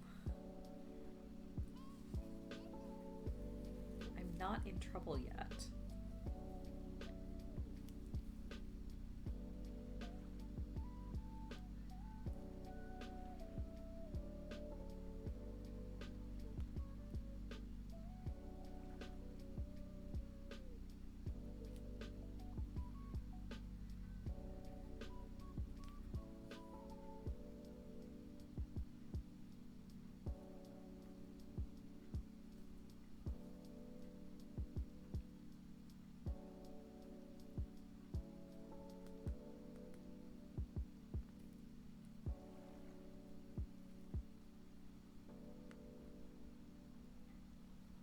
Nah, Musha, tell us how you really feel about it.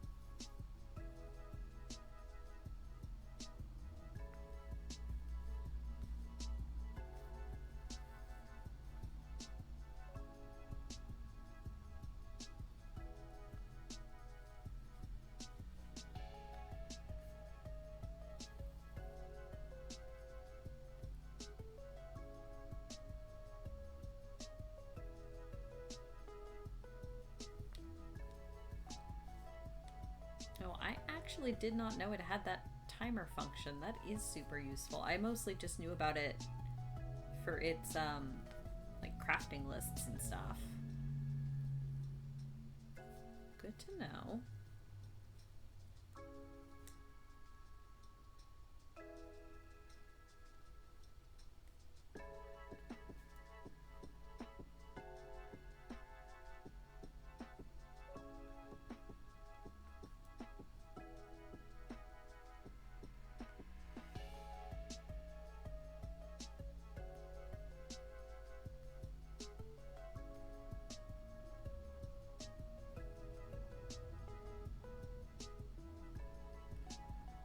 There we go.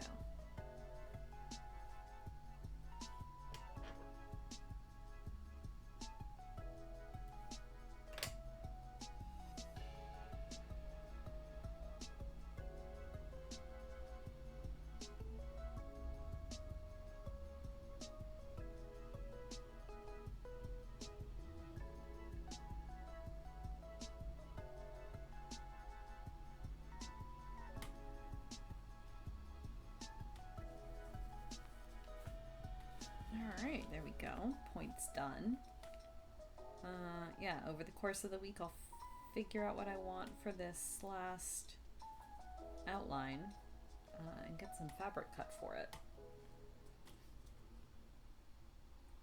Does Teamcraft also have the fishing window functionality, Muja? Or is that a separate site that people use? For like the dumb fish that are only available once a month or something. Alright. We've got like half an hour left.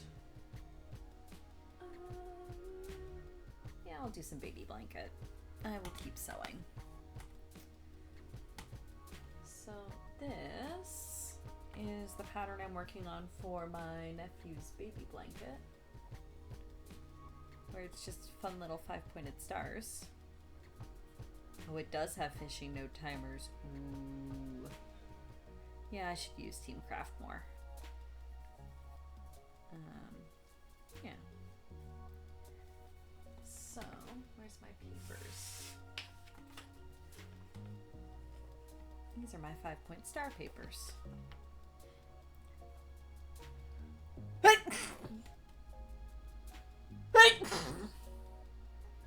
I'm fine. I'm fine. Ugh.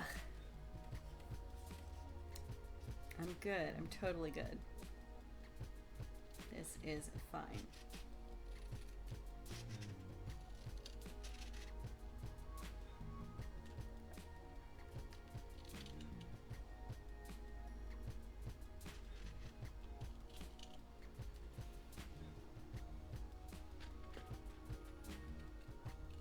Thank you. Thank you. I'm fine. I guess, inhaled coffee. Does coffee make anyone else sneeze? Like, if it's cold coffee.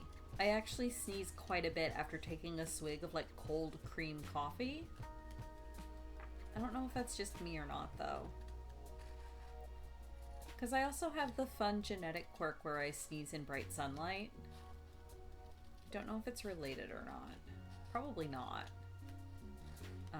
Because I know for a fact the sneezing in bright sunlight thing has to do with a protein in the eyes that's genetically linked.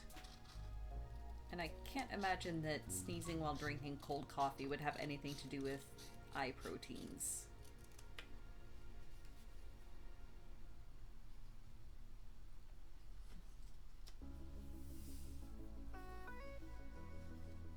Cold coffee equals bright sunlight confirmed.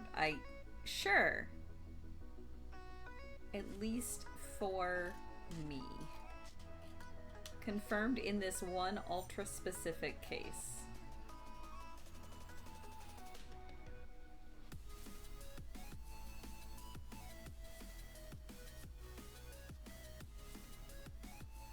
Well, dairy definitely affects like your throat and mucus, and that could be a reason for the coughing muja. Like I know sometimes that, like I'll get really stuffed up after eating dairy sometimes.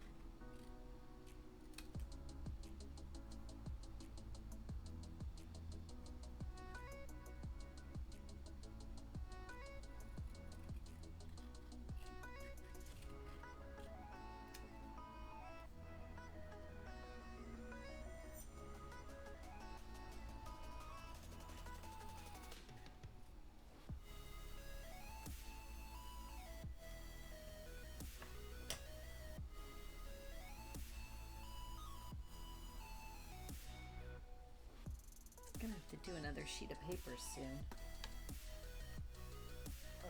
Or actually start stitching these onto the backings and reusing the ones I've got.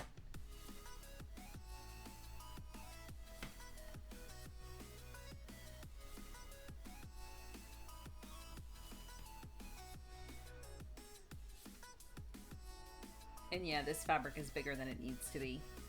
It's just neater to cut it into 2.5-inch squares than it is to cut it smaller. Which direction was I doing these? Was I doing them? Don't remember if I was pinning them long ways or short ways. I think I was pinning them short ways.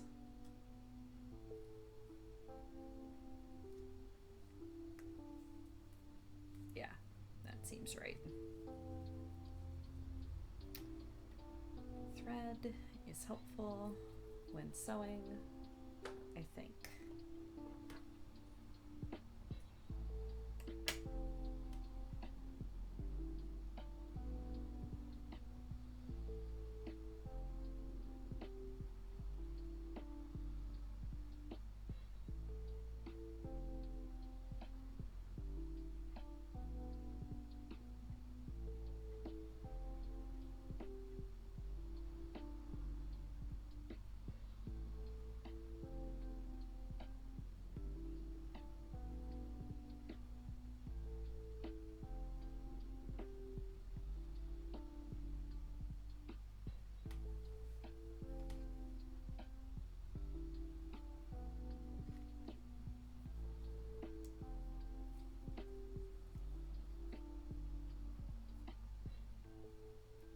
Actually, I can tell. Yeah, I was pinning them short ways.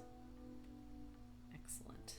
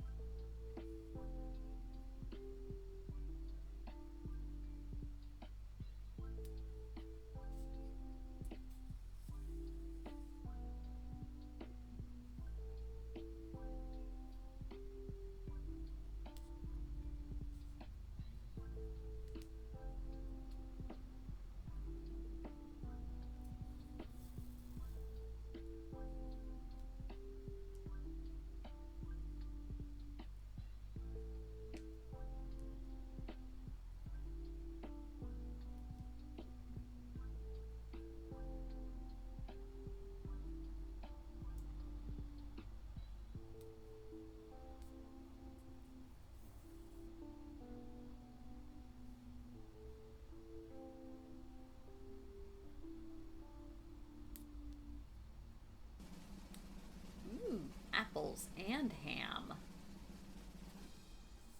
It's a complete lunch. Also, I like that you guys redeemed that at pretty much exactly the same time. Unless there was some kind of a lag in it registering.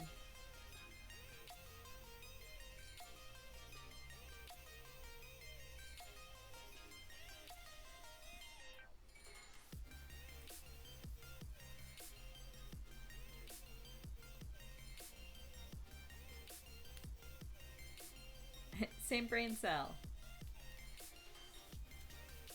Thank you, Merlin. I'm glad you were able to stop by. Good luck with your adult things.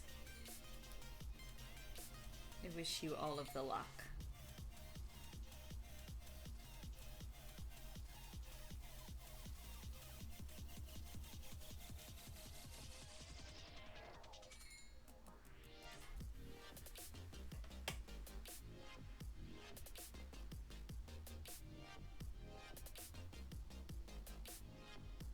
Does anyone ever truly enjoy being adult, Muja? I mean, maybe sometimes. Getting to eat ice cream for dinner is a nice adult perk. I will give it that.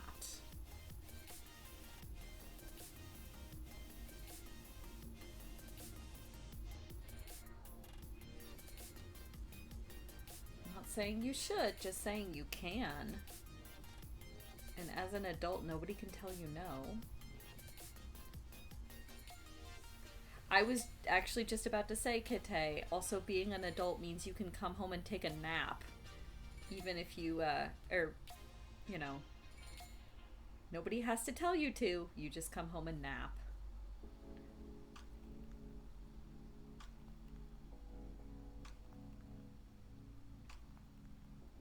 Yeah, I think there's a bit of a delayed answer. It might be partially on my end. OBS was struggling there for a minute or two.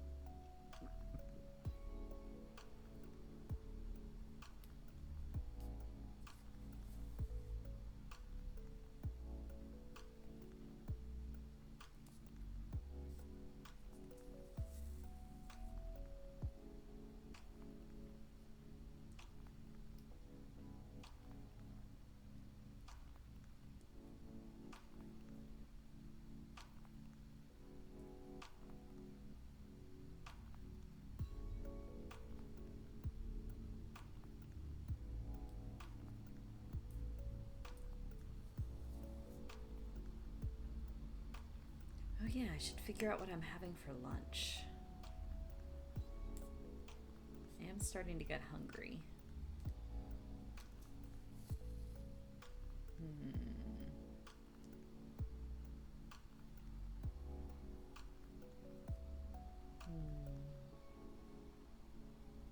Have your tower back to functioning order? Oh, that's good.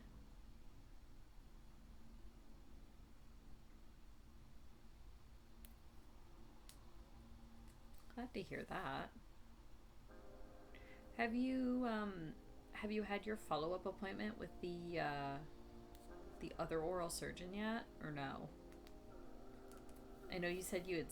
I remember you saying you had scheduled one, but I don't remember hearing if you actually got to it yet or not.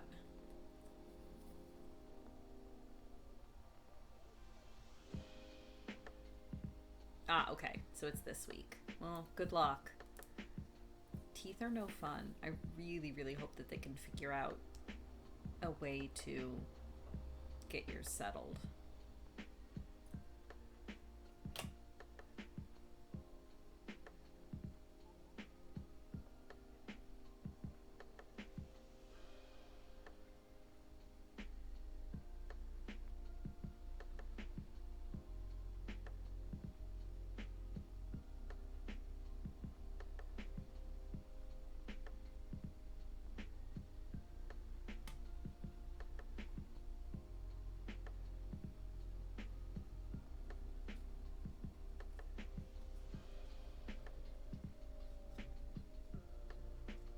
Yeah, no, teeth are, yeah.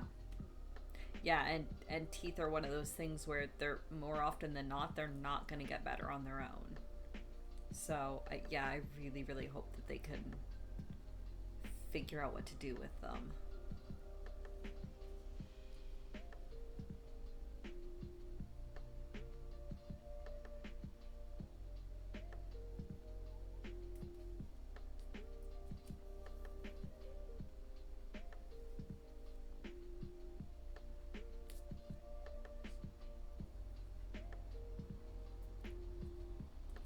No, that's Musha's problem. She needs to not have them. Uh, but wisdom teeth.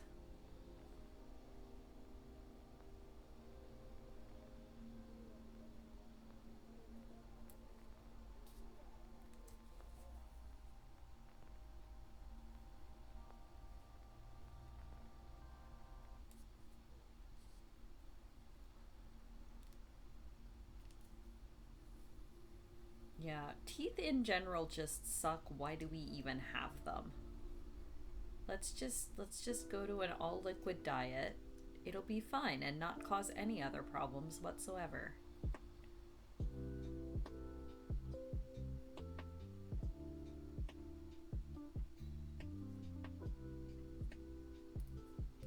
Yeah, those four specifically need to go away.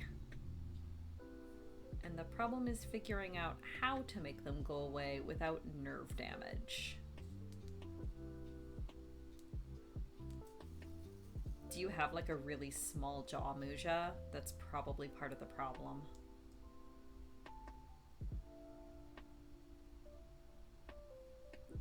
Yeah, that's fair to answer. You can do what I did when I got my wisdom teeth out. Um, so I actually got my wisdom teeth out over like winter break from my university one year. And so it was like between Christmas and New Year's, I think. And or just after New Year's, one or the other. And so I came home completely like out of my mind on morphine and just kind of collapsed onto the couch to like just curl up and laze around. And one of our cable channels was doing a like holiday Doctor Who marathon. And this was back in 2008, 2009 ish. No, it would have been 2010, 2011 ish. But in any case, they were like doing a marathon of like all of David Tennant's seasons of Doctor Who. And my dad and my sister were watching it. And so I'm laying there, like drugged out of my mind, high on morphine, watching the run of episodes that's Midnight, Silence in the Library, and Forest of the Damned.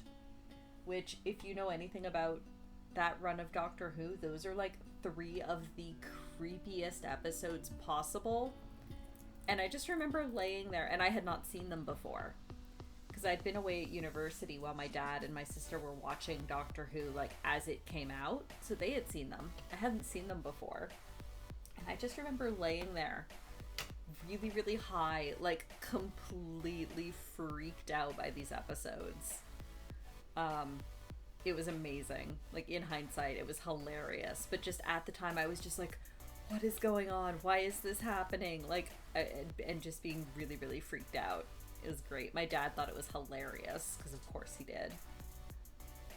I wasn't like actually scared or anything. I was just really freaked out and didn't know what was going on.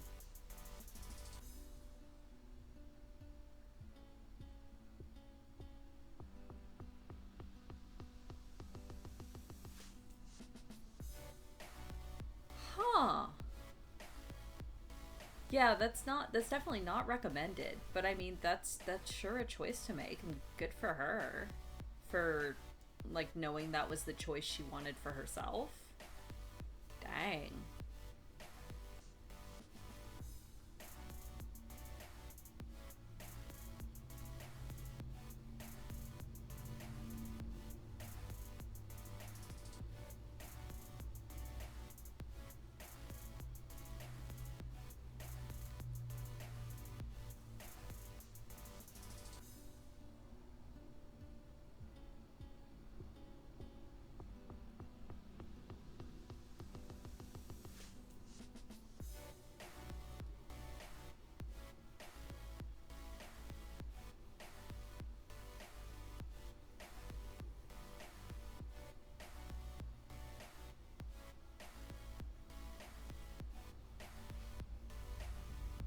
Oh man, yeah. In hindsight, Eccleston's run was so good. Eccleston and Tennant are still my favorites. Um, Smith was like okay, like it's got really good episodes, and then overall, not bad. I actually have not had a chance to watch much of 12 or 13. I really should go back and catch up. But again, what is time?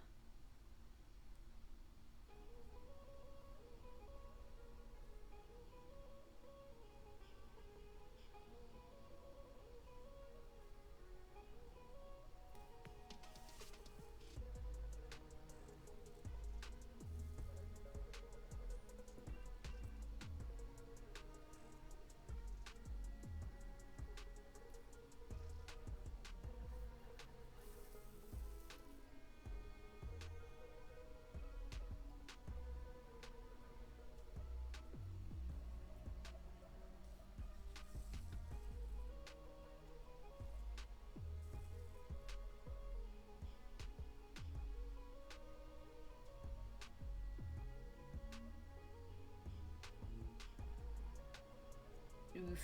Yeah, that's rough, Randus.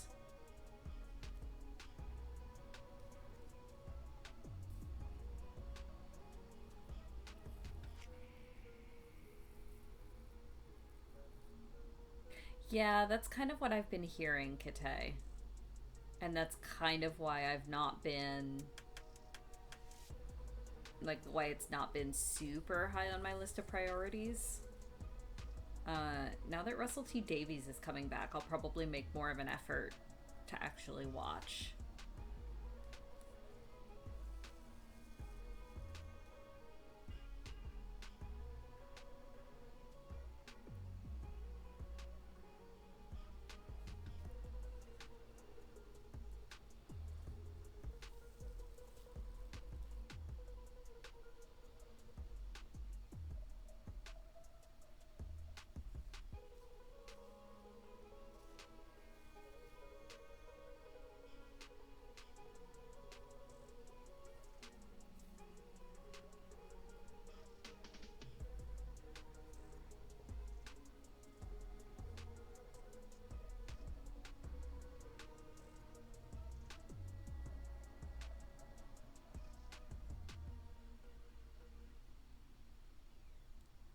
Here we go.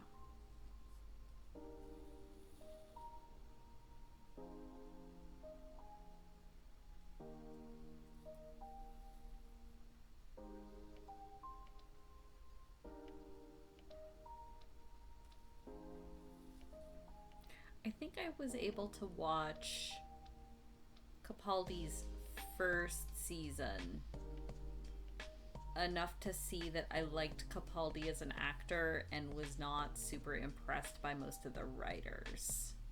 And then just kind of fell off and didn't get back to watching it.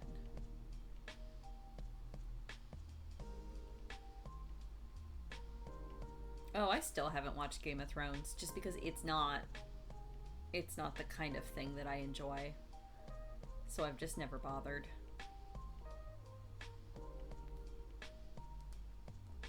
Oh yeah, Capaldi's a fantastic actor.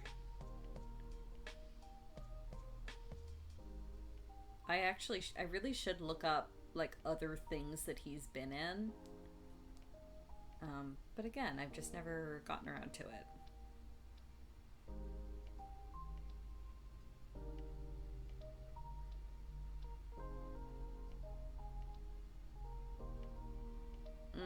Yeah. Yeah, that's rough, Kite. Like I said, I'm really, really hoping that with Russell T Davies coming back, he can bring back some of the how do I want to phrase this? Magic and integrity that the Eccleston and Tennant seasons had.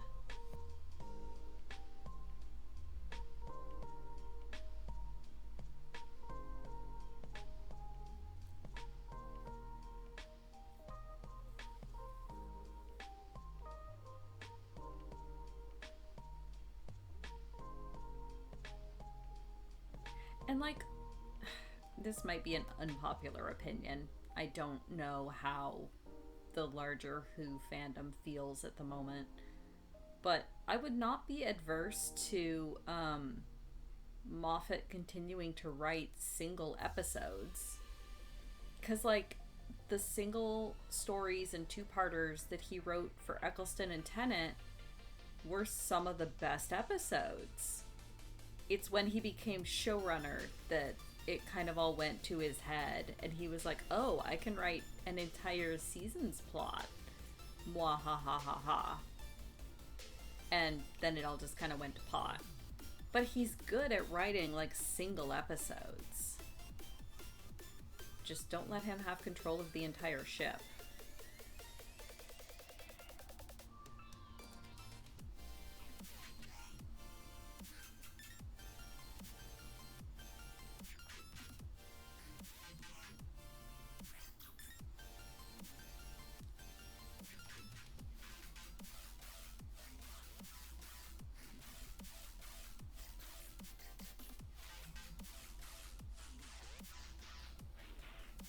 Yeah, that's exactly it. 'Cause, like, he was the writer for Blink in Eccleston. He was the writer for, crap, I don't remember the name of the first episode, but the two-parter with the gas mask children, The Doctor Dances, that was Moffat.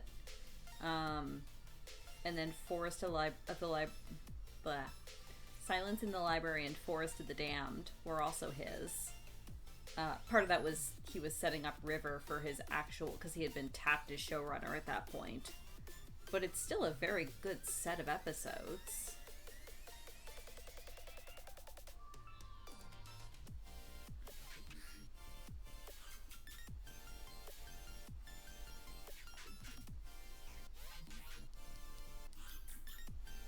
Yeah, I believe he did. Yeah. I want to say that, yeah, I'm pretty sure that was Moffat.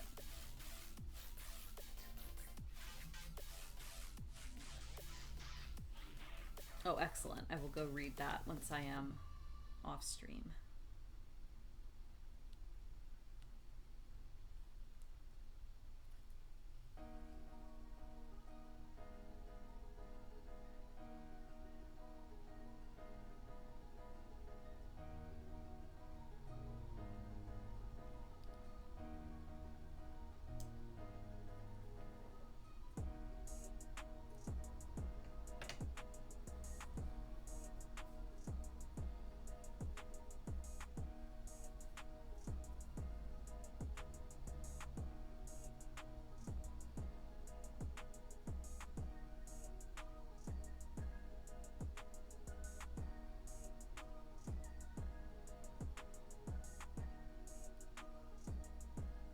Huh. Sometimes I'm good at timing. We will finish up this little star and then call it. There, that's how I want it. That's the edge that needs to line up.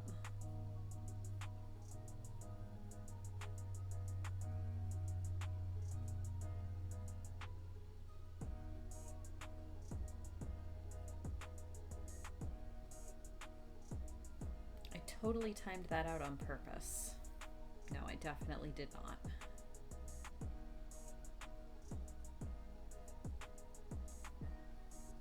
No, come on. Come on, thread. Work with me here.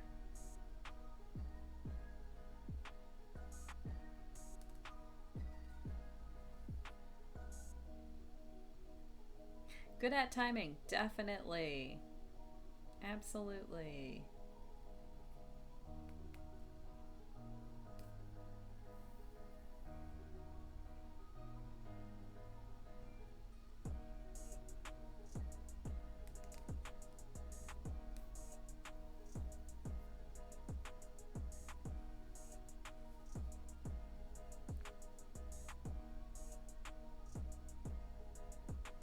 Ooh, shush stomach. I will feed you as soon as I'm done here.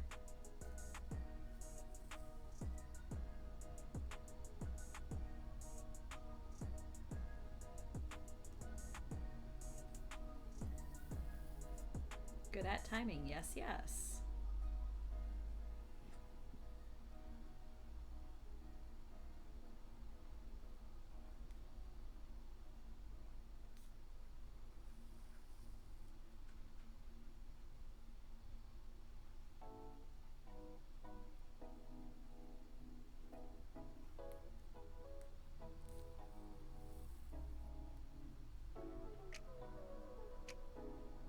Huh, today has been a very British stream.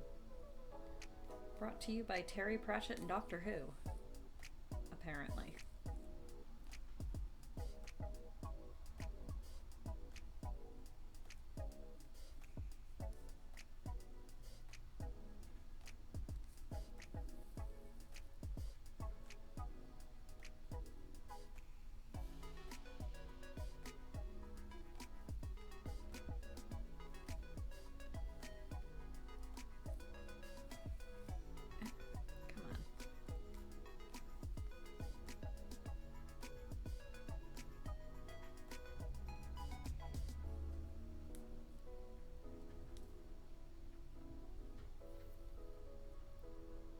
Early wake up thirsty times. Yes.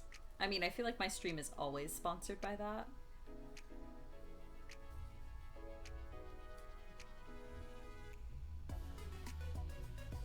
Oh. Hello. Come on. A friend. Maybe I won't get to finish this star. Ma'am. Are you telling me to go eat? I mean, if you're sitting on me, I can't go eat. Ma'am.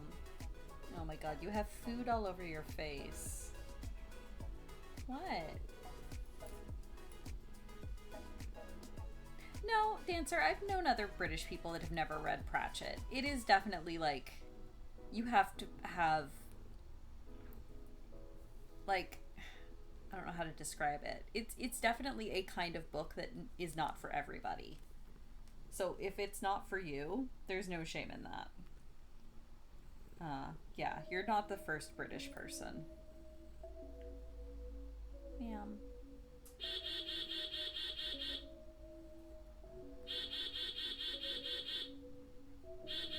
Okay, well, Sasha has decreed that it is pet her times. And not, ma'am, remove, ma'am, there is a needle there. Ma'am. That is fair, Kifa. There's also a very large difference. Like, you have to remember Pratchett was writing books for 30 years. So there is a very large difference in tone between early Pratchett and later Pratchett. So, like, for instance, if you tried one of his first books and didn't like it, I would always recommend to people, okay, but try one of the later ones, or vice versa, because his tone and his writing style developed and shifted a lot over the years. But yeah, they're definitely not for everybody. Yeah, so many purrs. Alright. I did not quite finish that star, but that's alright. Sasha says it is time for Sasha, not time for sewing. Joke's on you, kitty. I'm gonna have to get up and go eat. But yeah, thank you for stopping by, everybody. Thank you for hanging out, being in chat, keeping me company while I worked. Thank you to all of my followers and my subscribers. Thank you to lurkers. All of you are very much appreciated. Let's see. It has been 4 hours. It is 2 o'clock. Well, for me. And there's no Julie today. Let's see if there's anybody around to raid.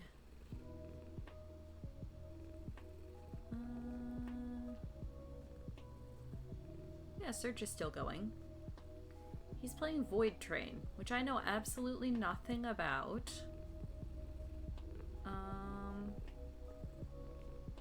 It looks interesting, though. It looks like kind of an explory game. So, yeah, I will send you guys Surge Way. Yeah. And I'll be back Tuesday with something. And Wednesday with Pokemon. So, hopefully I will see you guys all then. Nope. Yeah. Make up your mind.